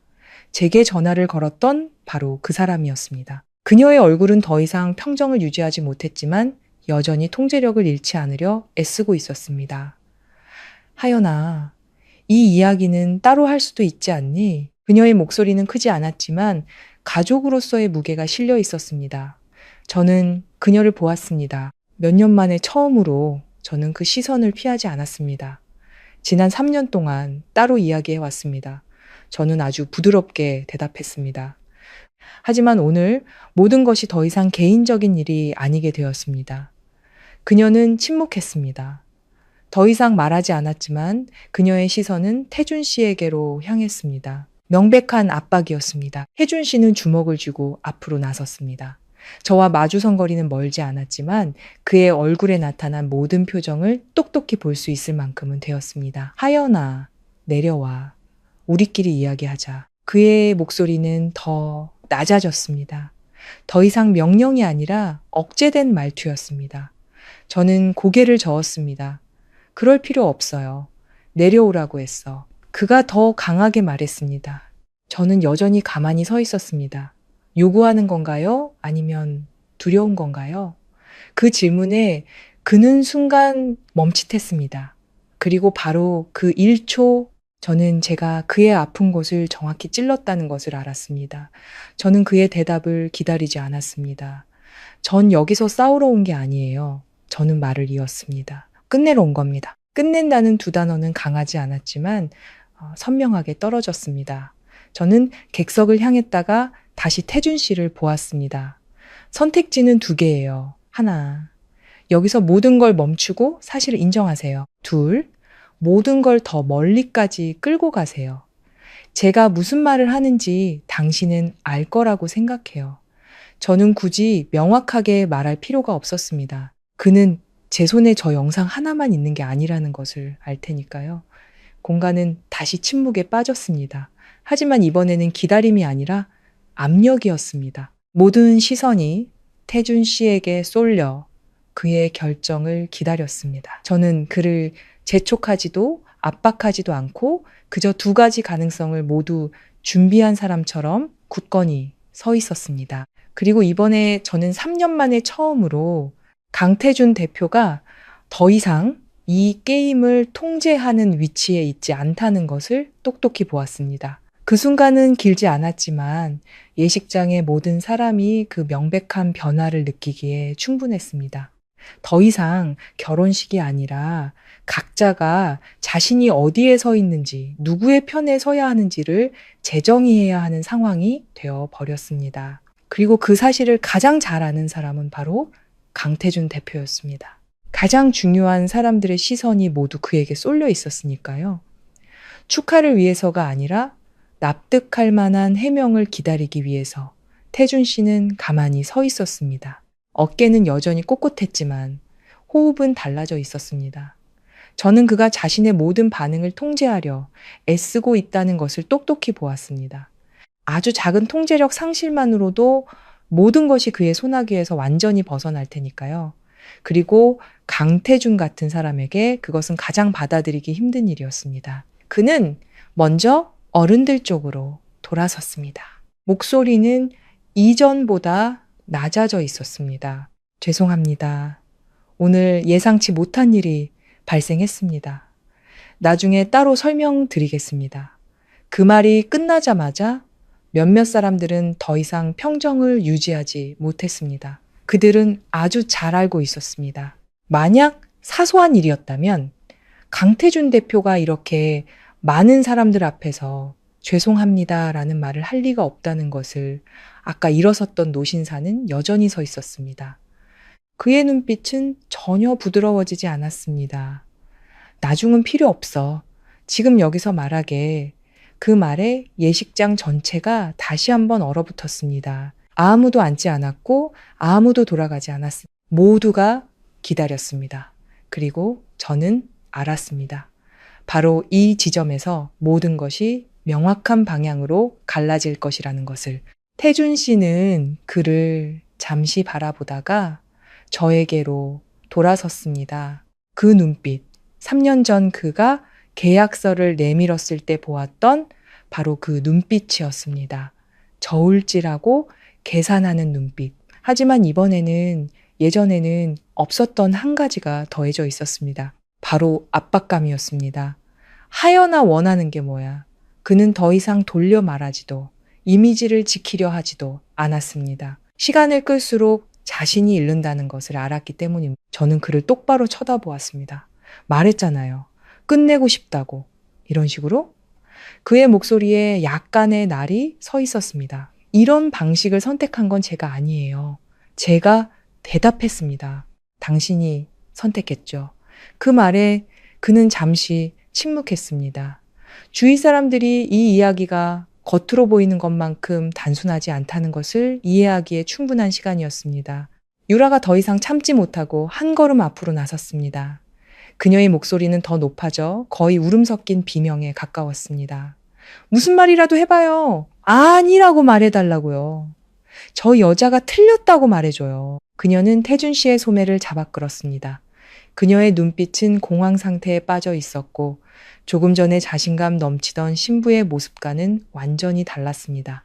그리고 바로 그 변화 때문에 많은 사람들이 그녀를 다른 시선으로 보기 시작했습니다. 태준 씨는 유라의 손을 가볍게 뿌리쳤습니다. 강하지는 않았지만 단호한 동작이었습니다. 아주 작은 행동이었지만 그것만으로도 충분히 알 수 있었습니다. 이 순간 그는 더 이상 그녀의 체면을 지켜줄 생각이 없다는 것을 조용히 해 그 두 단어는 크지 않았지만 차가웠습니다. 유라는 마치 제 귀를 의심하는 것처럼 굳어버렸다가 한 걸음 물러섰습니다. 눈물이 떨어지기 시작했지만 더 이상 처음처럼 그녀에게 주목하는 사람은 아무도 없었습니다. 이제 무대의 중심은 다른 곳으로 옮겨갔으니까요. 저는 그 모든 것을 지켜보며 끼어들지 않았습니다. 이럴 때일수록 제가 가장 안정적인 위치를 지켜야 했기 때문입니다. 태준 씨는 다시 저를 향해 돌아섰습니다. 그의 목소리는 더 낮아졌고 더 이상 강한 척하지 않았습니다. 어떻게 하길 원해? 저는 아주 가볍게 숨을 들이마셨습니다. 용기를 내기 위해서가 아니라 호흡을 고르기 위해서였습니다. 첫째, 이 예식 당장 멈추세요. 저는 천천히 그리고 또박또박 말했습니다. 둘째, 여기 계신 모든 분들 앞에서 우리 관계를 인정하세요. 객석은 다시 웅성거렸지만 혼란이 아니라 극도의 집중이었습니다. 셋째, 그 이후의 모든 일은 법과 우리가 서명한 계약서에 따라 처리할 겁니다.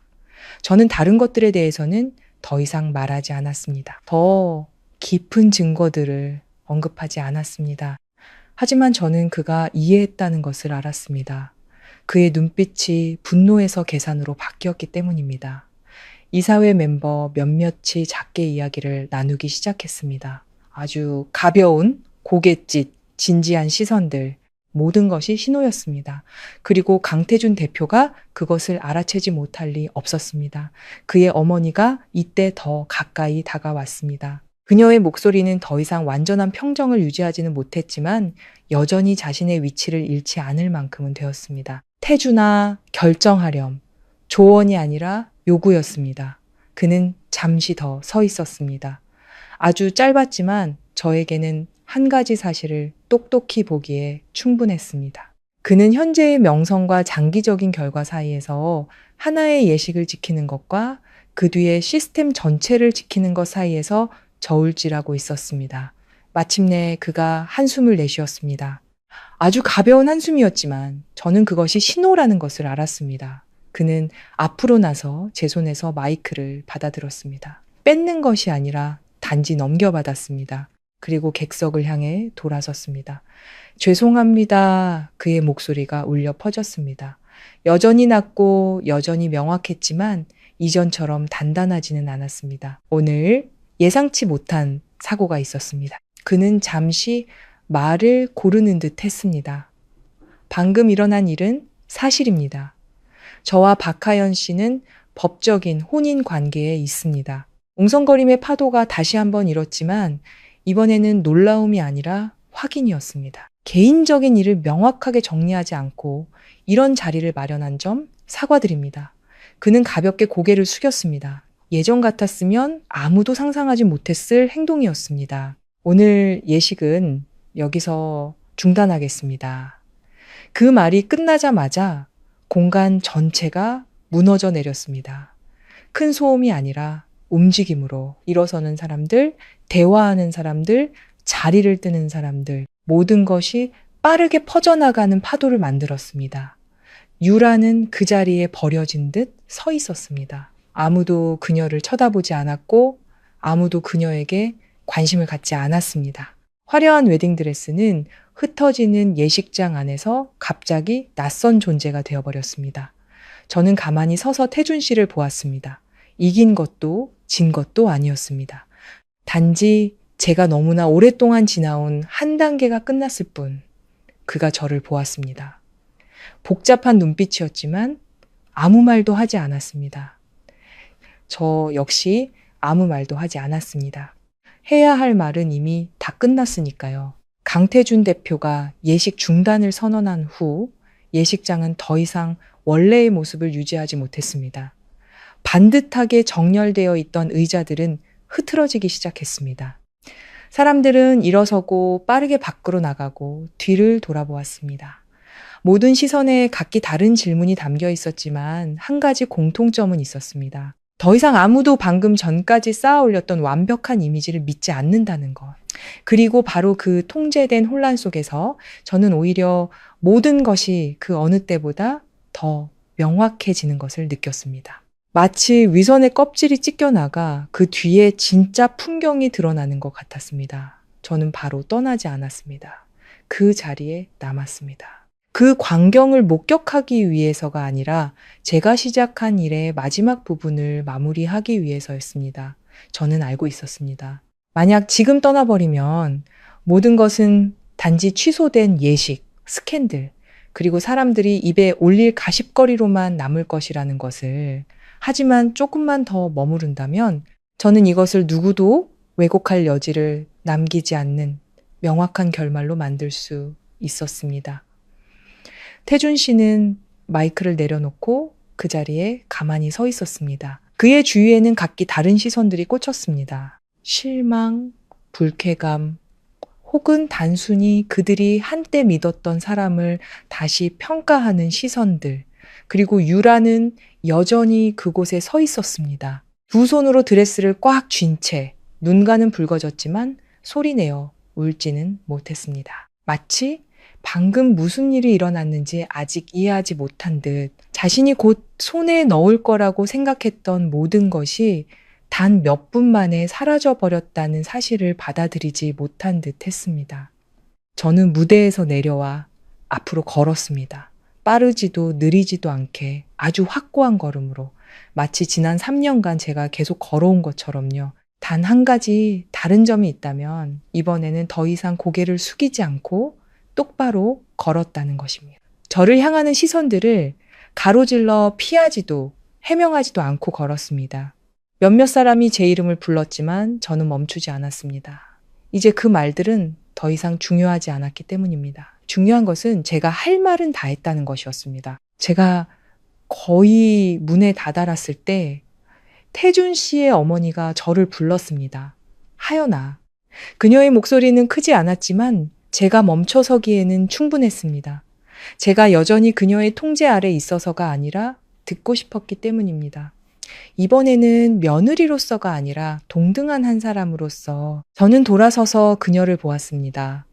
그녀는 조금 더 가까이 다가왔습니다. 그녀의 눈빛은 이전처럼 날카롭지 않고 무언가 무거운 기색이 서려 있었습니다. 이렇게까지 하는 게 그럴 만한 가치가 있었니? 그 질문은 질책도 그렇다고 진정한 관심도 아니었습니다. 마치 모든 것이 자신의 통제를 벗어났다는 것을 인정하는 듯한 말투였습니다. 저는 그녀를 오랫동안 바라보다가 대답했습니다. 3년 전 저도 가치가 없다고 생각했었습니다. 저는 잠시 말을 멈췄다가 이어갔습니다. 하지만 만약 오늘 제가 이렇게 하지 않았다면 앞으로는 더 가치가 없어졌을 겁니다. 그녀는 침묵했습니다. 더 이상 아무 말도 하지 않고 아주 가벼운 한숨만 내쉬었습니다.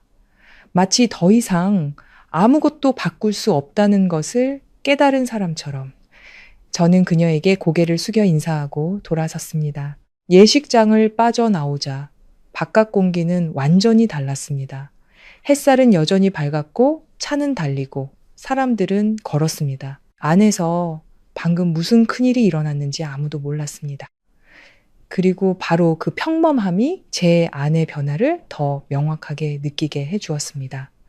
더 이상 무겁지도 얽매여 있지도 않은 아주 가벼운 느낌. 마치 너무나 오랫동안 쥐고 있던 무언가를 막 내려놓은 기분이었습니다. 제 핸드폰이 울렸습니다. 이현석 변호사였습니다. 지켜보고 있었습니다. 보셨군요. 좋습니다. 그는 간결하게 말했습니다. 다음 단계, 바로 진행할까요? 저는 하늘을 올려다보았습니다. 빛이 눈에 똑바로 쏟아졌지만 저는 피하지 않았습니다. 진행해 주세요. 서류는 오늘 바로 접수될 겁니다. 오후에 오셔서 서명만 하시면 됩니다. 네. 전화를 끊고 저는 그곳에 잠시 더 서 있었습니다. 아무것도 하지 않고 단지 이 순간을 온전히 느끼기 위해 서 있었습니다. 승리의 순간이 아니라 끝의 순간을, 다른 사람이 정해준 한계 속에서, 인내 속에서 살아온 한 시절의 끝을. 오후에 저는 현석 씨의 사무실로 갔습니다. 다시 약속을 잡을 필요도 더 준비할 것도 없었습니다. 모든 것이 준비되어 있었으니까요. 현석 씨는 제게 두꺼운 서류철 하나를 건넸습니다. 깔끔하게 정리된 항목별로 명확한 서류들이었습니다. 혼인 계약 위반부터 기타 관련된 문제들까지 전부 정리했습니다. 제가 받아들어 한 장 한 장 넘겨보았습니다. 확인하기 위해서가 아니라 모든 것이 제자리를 찾아 법적인 위치에 놓인 것을 명확하게 보기 위해서였습니다. 서명만 하시면 됩니다. 현석 씨가 말했습니다. 저는 펜을 들고 망설임 없이 서명했습니다. 흔들림 없는 선명한 필체였습니다. 펜을 내려놓고 저는 글을 보았습니다. 고맙습니다. 현석 씨가 고개를 끄덕였습니다. 가장 어려운 부분은 하연 씨가 직접 하셨습니다. 저는 소리 없이 웃었습니다. 아니요, 가장 어려운 부분은 3년 전이었어요. 그는 더 묻지 않고 서류철을 닫았습니다. 오늘 이후로 모든 것은 절차대로 진행될 겁니다. 알고 있어요. 저는 자리에서 일어나 가방을 들고 떠나려는데 현석 씨가 저를 불렀습니다. 하연 씨, 제가 돌아보았습니다. 후회 안 하세요? 그 질문에 저는 잠시 멈췄습니다. 길지 않았지만 제 자신에게 마지막으로 한번 물어보기에 충분한 시간이었습니다. 저는 고개를 저었습니다. 네. 그리고 이번에는 확신했습니다. 저는 법률사무소를 빠져나왔습니다. 하늘은 부드러워져 있었고 햇살은 더 이상 따갑지 않고 바람은 가벼웠습니다.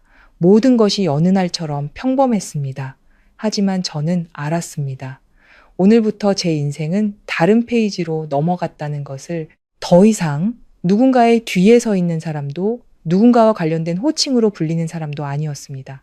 저는 단지 저였습니다. 그것뿐이었습니다. 그 후의 날들은 제가 생각했던 것보다 더 빠르게 흘러갔습니다. 모든 것이 단축되어서가 아니라 한 번 걷잡을 수 없을 만큼 터져나온 사건은 그 뒤에 모든 것이 누구도 되돌릴 수 없는 궤도를 따라 자동적으로 움직이게 만들기 때문이었습니다. 그리고 저는 단지 제 위치를 지키고 제가 시작한 일을 제대로 마무리하기만 하면 나머지는 저절로 제 결과를 향해 나아갈 것이었습니다. 예식이 취소되었다는 소식은 거의 즉시 퍼져나갔습니다. 공식적인 언론 보도가 필요 없었습니다. 그날 그 자리에 있었던 사람들이 서로에게 이야기하는 것만으로도 충분했습니다. 문장마다 말이 더해지고 빠졌지만 핵심은 변하지 않았습니다. 중단된 결혼식, 나타난 아내, 하나의 영상, 그리고 드러난 진실. 모든 것은 회사 전체와 관련자들이 모를 수 없는 이야기가 되기에 충분했습니다. 다음 날 아침, 제가 퇴사 전 마지막 절차를 마무리하기 위해 회사로 돌아갔을 때 분위기는 완전히 달라져 있었습니다. 더 이상 이전처럼 활기찬 웃음소리도 훔쳐보는 듯한 시선도 없었습니다. 대신 똑바로 마주하는 시선들이 있었습니다. 어떤 이는 고개를 끄덕였고 어떤 이는 피했고 어떤 이는 무언가 말하려다 그만두었습니다. 모든 시선에 조심스러움이 묻어 있었습니다. 일어난 일들 이후 그들은 제가 더 이상 자신들이 마음대로 평가할 수 있는 사람이 아니라는 것을 이해했기 때문입니다. 저는 복도를 걸었습니다. 걸음걸이는 여느 날처럼 빠르지도 느리지도 않았습니다. 하지만 이번에는 한 걸음 한 걸음이 다른 느낌이었습니다. 더 이상 제가 적응해야 하는 공간을 걷는 것이 아니라 제가 곧 떠날 곳을 지나가는 느낌. 더 가볍고 더 명확했습니다. 진우가 책상에서 저를 기다리고 있었습니다. 저를 보자마자 바로 일어서는 그의 눈에는 호기심과 존경심이 뒤섞여 있었습니다. 팀장님, 제가 고개를 끄덕였습니다. 응. 그는 주위를 둘러보고는 목소리를 낮췄습니다. 그날 밑에서 보는데 소름이 다 돋더라고요. 저는 소리 없이 웃었습니다. 내 몫을 잘해줬어.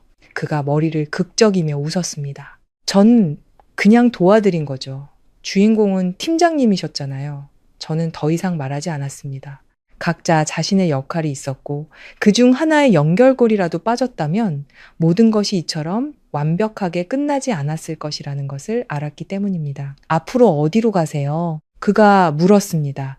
당분간 좀 쉬다가 다음 일을 생각해 보려고 저는 창밖을 보았습니다. 햇살이 쏟아져 들어오고 있었습니다. 아직 모르겠어. 하지만 예전과는 확실히 다를 거야. 그는 고개를 끄덕였습니다. 더 묻지 않았지만 그의 눈빛은 빛나고 있었습니다. 마치 제가 멈추지 않을 것이라고 믿는 것 같았습니다. 저는 제 짐을 챙겼습니다. 많지 않았습니다. 개인 서류 몇 개, 작은 소지품 몇 개, 모든 것이 가방 하나에 다 들어갔습니다. 3년간 이곳에서 일한 결과가 결국 이것뿐이었습니다. 하지만 저는 아쉽지 않았습니다. 제가 가지고 가는 것은 물건이 아니라 경험, 교훈, 그리고 제 자신 안의 변화였으니까요. 제가 떠나려 할 때 태준 씨의 비서가 다가왔습니다. 박 팀장님, 대표님께서 뵙고 싶어 하십니다. 저는 그녀를 보고 고개를 끄덕였습니다. 네, 더 이상 놀랍지도 피하지도 않았습니다. 저는 위층으로 올라갔습니다. 예전에는 들어갈 때마다 조심해야 한다고, 품위를 지켜야 한다고, 거리를 두어야 한다고 스스로에게 되뇌었던 그곳으로. 하지만 이번에는 완전히 다른 마음으로 들어섰습니다. 태준 씨는 예전처럼 창가에 서 있었습니다. 하지만 이번에는 더 이상 공간을 지배하는 사람이 아니라 남은 것들을 지키려는 사람처럼 보였습니다. 제가 들어가자 그가 돌아섰습니다. 앉아. 저는 자리에 앉아 먼저 말하지 않았습니다. 그는 저를 한참 동안 바라보다가 입을 열었습니다. 아주 철저하게 했던 그의 목소리는 더 이상 차갑지 않고 무언가 가라앉아 있었습니다. 제가 해야 할 일을 했을 뿐이에요.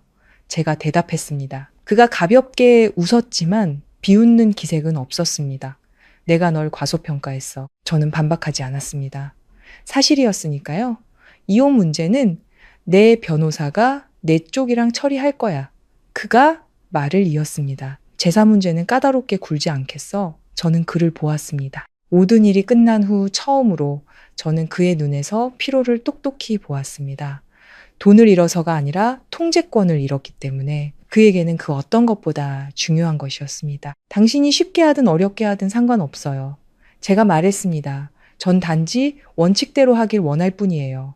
그는 잠시 침묵하다가 고개를 끄덕였습니다. 알겠어.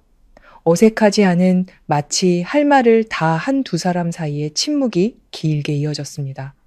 더 이상 논쟁할 것이 남아있지 않았습니다. 제가 일어나기 전 그가 불렀습니다. 하연아. 제가 돌아보았습니다. 만약 처음부터 내가 다르게 처리했다면 모든 게 달라졌을까? 그 질문은 되돌리기 위함이 아니라 그가 막 깨달은 사실에 대한 것이었습니다. 저는 그를 똑바로 쳐다보았습니다. 네, 제가 대답했습니다. 하지만 당신은 그렇게 하지 않았죠. 저는 더 기다리지 않고 돌아서서 그 방을 빠져나왔습니다. 마음이 더 가벼워지거나 무거워지지도 않았습니다. 단지 더 명확해졌을 뿐. 어떤 일들은 끝났기 때문에 가벼워지는 것이 아니라 자신이 이해하고 받아들이고 지나왔기 때문에 명확해진다는 것을. 그날 오후 저는 집으로 돌아갔습니다. 그 오피스텔이 아니라 부모님 댁으로. 바쁘다는, 멀다는 여러 가지 이유로 오랫동안 머무르지 않았던 곳으로. 하지만 안으로 들어서자마자 익숙한 냄새, 저를 부르는 엄마의 목소리, 저를 바라보는 아빠의 시선, 모든 것이 제게 아주 단순한 한 가지를 깨닫게 해주었습니다. 어떤 곳은 노력하지 않아도 언제나 내 편이라는 것을 엄마는 저를 보고 많은 것을 묻지 않고 제 손을 잡았습니다. 돌아왔으면 됐다. 제가 고개를 끄덕였습니다. 아버지는 그곳에 앉아 저를 잠시 보시다가 말씀하셨습니다. 네가 오라 단 세 단어였지만 충분했습니다. 저는 두 분 사이에 앉았습니다. 오랫동안 느껴보지 못했던 평온함이 느껴졌습니다. 모든 일이 끝나서가 아니라 이제부터는 다른 사람이 정해준 대로 살지 않아도 된다는 것을 알았기 때문입니다. 그날 밤 저는 아주 깊은 잠을 잤습니다. 꿈도 놀랍 깨는 일도 미완의 생각도 없었습니다. 아주 오랜만에 처음으로 제 마음속에 더 이상 담아둘 것이 없었기 때문입니다. 그 후의 날들은 소란스럽지 않았습니다. 더 이상의 큰 사건도 격렬한 대립도 오가는 말들도 없었습니다. 모든 것이 제 순서대로 느리지만 확실하게 진행되었습니다. 마치 물이 빠져나가 원래 드러나야 했던 것들이 드러나는 것처럼요. 그리고 저는 단지 제 길을 계속 걸어가기만 하면 되었습니다. 뒤돌아볼 필요도 더 이상 무언가를 증명할 필요도 없었습니다.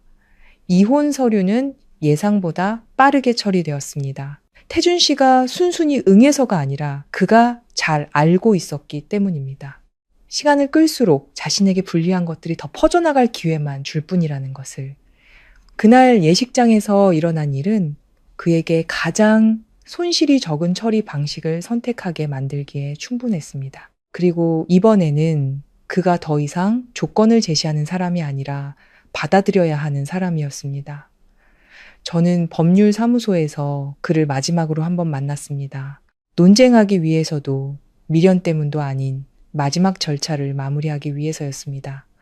우리는 3년 전 처음 계약서에 서명하던 날처럼 서로 마주보고 앉았습니다. 단 한 가지 다른 점이 있다면 이번에는 더 이상 처음의 어색함도 미지의 불안함도 없이 한 길의 끝까지 함께 걸어온 그 누구보다 서로를 잘 아는 두 사람이었다는 것입니다. 태준 씨는 눈에 띄게 수척해져 있었습니다. 얼굴에는 익숙한 날카로움 대신 무언가 가라앉은 기색이 있었고 그의 시선은 더 이상 저를 파트너로 보는 것이 아니라 예전에는 중요하지 않다고 생각했던 무언가를 잃어버린 사람의 눈빛이었습니다.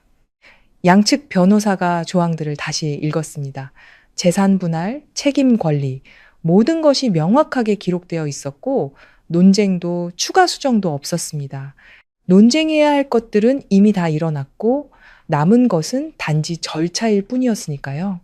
서명할 차례가 되자 저는 펜을 들고 서류를 내려다보았습니다. 망설이기 위해서가 아니라 이 순간을 명확하게 느끼기 위해서였습니다. 3년 전에는 이런 방식으로 끝을 맺게 될 거라고는 생각지 못했지만 결국 후회하지 않는 방식이었습니다. 저는 단호한 필체로 서명하고 펜을 내려놓았습니다. 태준 씨도 말없이 천천히 서명했습니다. 변호사가 서류를 정리할 때 그가 저를 보았습니다. 처음으로 그의 눈빛에 계산이 없었습니다. 괜찮을 거지? 그 질문에 저는 약간 놀랐습니다. 내용 때문이 아니라 질문한 사람 때문이었습니다. 저는 그를 보았습니다. 서명하기 전부터 이미 괜찮았어요. 제가 대답했습니다. 그가 고개를 끄덕였습니다. 더 이상 아무 말도 하지 않았습니다. 아마 이해했거나 혹은 더 이상 할 말이 없었을 겁니다. 우리는 동시에 일어섰습니다. 악수도 타인처럼 인사하지도 않고 단지 끝을 알리는 가벼운 고갯짓만으로 충분했습니다. 법률 사무소를 나서자 그날 하늘은 구름이 많았습니다. 햇살이 따갑지도 비가 오지도 않는 아주 편안한 날씨였습니다.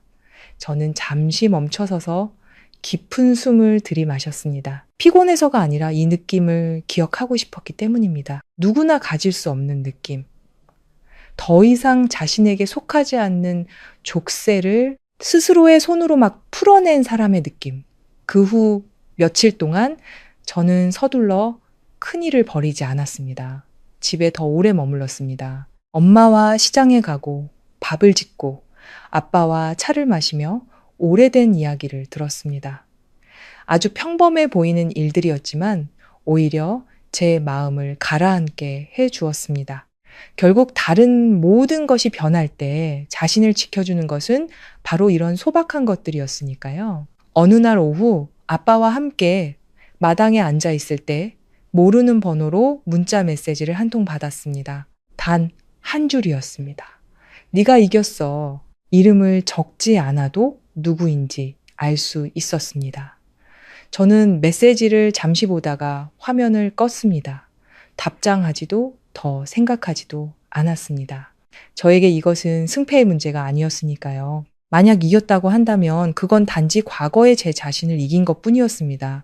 침묵이 모든 것을 평온하게 유지하는 유일한 방법이라고 생각했던 바로 그 자신을 몇 주 후 저는 옛 동료에게서 협업 제안을 받았습니다.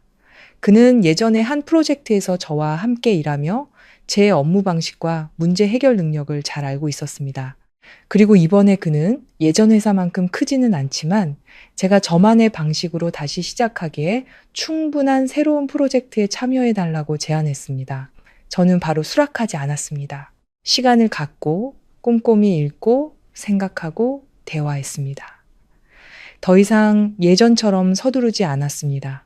이번의 선택은 단순히 일이 아니라 제가 앞으로 살아가고 싶은 방식이라는 것을 알았기 때문입니다. 마침내 저는 동의했습니다.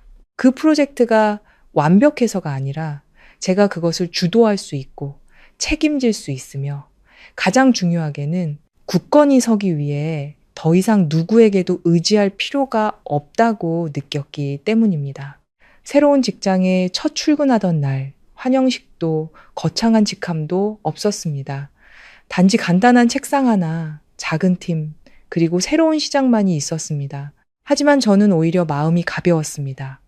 이번에는 다른 어떤 계약 때문이 아니라 오직 제 자신의 능력만으로 이곳에 왔다는 것을 알았기 때문입니다. 진우도 몇 달 후 저와 함께 일하기 위해 옮겨왔습니다. 그는 아주 간단한 한마디를 했습니다. 팀장님이랑 일하는 게 마음이 편해요. 저는 웃으며 아무 말도 하지 않았지만 마음속은 따뜻해졌습니다. 많은 말이 필요 없이 충분한 믿음만으로도 이어지는 관계가 있으니까요. 어느 날 우연히 태준 씨에 대한 소식을 들었습니다. 그는 더 이상 예전의 자리를 지키지 못하고 권한이 제한되었으며 이사회의 다른 사람들과 의사결정을 공유해야 한다고 했습니다. 더 이상 예전처럼 전권을 휘두르지 못하게 된 것입니다. 유라는 오래전에 떠났고 아무도 그녀가 어디에 있는지 몰랐습니다. 그들의 이야기는 사람들이 선택의 실수에 대해 이야기할 때 종종 언급하는 하나의 사례가 되어버렸습니다. 저는 듣고 그냥 넘겼습니다. 기쁘지도 슬프지도 않았습니다. 그 일들은 더 이상 저와 관련이 없었으니까요. 어느 날 아침 출근 준비를 하며 거울 앞에 섰을 때 저는 제 자신을 다시 보았습니다. 외모를 확인하기 위해서가 아니라 그곳에 서 있는 사람이 누구인지를 보기 위해서였습니다. 그리고 저는 깨달았습니다. 더 이상 뒤에 서는 것을 받아들이고 일을 크게 벌이는 것을 두려워하고 인내가 유일한 방법이라고 생각했던 여자의 그림자는 보이지 않았습니다. 거울 속의 사람은 저였지만 다른 버전이었습니다. 더 명확하고 더 단단하고 더 자유로운. 저는 아주 옅은 미소를 짓고는 돌아서서 가방을 들고 집을 나섰습니다. 아침 햇살이 앞길을 비추고 있었습니다. 너무 눈부시지 않으면서도 제 발걸음 하나하나를 똑똑히 볼 수 있을 만큼 충분히 밝았습니다. 그리고 이번에는 누구도 제 길을 이끌어줄 필요가 없었습니다. 저는 제가 어디로 가고 있는지 알고 있었으니까요. 에필로그 및 채널 클로징 멘트. 황혼의 이야기 구독자 여러분, 하연 씨의 이야기는 시끄러운 결말이 아닌 아주 깊은 고요함으로 막을 내립니다. 충분한 상처를 겪고 나서야 잃는 것이 때로는 잃는 것이 아니라 해방이라는 것을 이해하게 된 사람의 고요함입니다. 3년, 사랑 없는 결혼, 가족과 책임을 위한 맞교환. 하연 씨는 인내를, 침묵을, 그리고 뒤에 서는 것을 선택했습니다. 기간만 끝나면 모든 것이 자연스럽게 끝나고 아무도 더 이상 상처받지 않을 것이라고 믿었기 때문입니다. 하지만 인생은 단순한 인내만으로 움직이지 않습니다. 어떤 사람들은 당신이 물러서는 것을 보면 한 걸음 더 다가옵니다. 그리고 당신이 목소리를 내지 않으면 그들은 당신에게 목소리 낼 권리가 없다고 단정해버립니다. 이 이야기를 깊이 생각하게 만드는 것은 결혼식에서의 폭로 장면이 아니라 하연 씨의 변화 과정 그 자체입니다. 타협을 받아들였던 사람에서 똑바로 서서 진실을 말하고 자신의 인생에 책임을 질 용기를 낸 사람으로의 변화. 그녀는 분노 때문에 일을 버리지도 상처 때문에 복수하지도 않았습니다. 대신 아주 명확하고 이성적인 방식을 선택했습니다. 준비, 이성, 그리고 자존감으로 자신의 것을 되찾는 방식. 태준 씨가 잃은 것은 단순히 결혼이 아니라 자신이 항상 쥐고 있다고 믿었던 위치와 통제력이었습니다. 유라가 잃은 것은 단순히 결혼식이 아니라 잘못된 기반 위에 세워진 승리에 대한 환상이었습니다. 그리고 하연 씨. 그녀는 누구도 이기지 않았습니다. 그녀는 단지 더 이상 자기 자신에게 지지 않게 되었을 뿐입니다. 그리고 아마도 이 이야기에서 가장 소중한 거는 하연 씨가 집으로 돌아가 부모님 곁에 앉아 소박한 이야기를 듣고 예전에는 놓쳤던 평온함을 느끼는 바로 그 순간일 겁니다. 결국 명성, 돈, 혹은 화려한 관계들도 모두 지나갈 것입니다. 오직 진심이 담긴 곳만이 사람을 지켜줄 수 있으니까요. 이야기는 여기서 끝나지만 그 여운은 남습니다. 마치 인생에서 때로는 가장 중요한 것이 모든 것을 지키는 것이 아니라 자기 자신을 지키는 것이라는 부드러운 알림처럼요. 만약 언젠가 당신이 하연 씨와 같은 상황에 놓여 침묵과 발언 사이에서 인내와 전진 사이에서 선택해야 한다면 기억하십시오. 인내는 올바른 곳에 놓였을 때만 가치가 있습니다. 만약 그것이 당신 자신을 잃게 만든다면 그때는 당신이 일어서야 할 때입니다. 당신의 가치를 결정할 권리는 당신 자신 외에는 아무에게도 없기 때문입니다. 그리고 당신이 자신의 두 발로 감히 걷기 시작했을 때 앞길이 아무리 험난하더라도 그 길은 가장 걸을 만한 가치가 있는 길이 될 것입니다. 들어주셔서 감사합니다.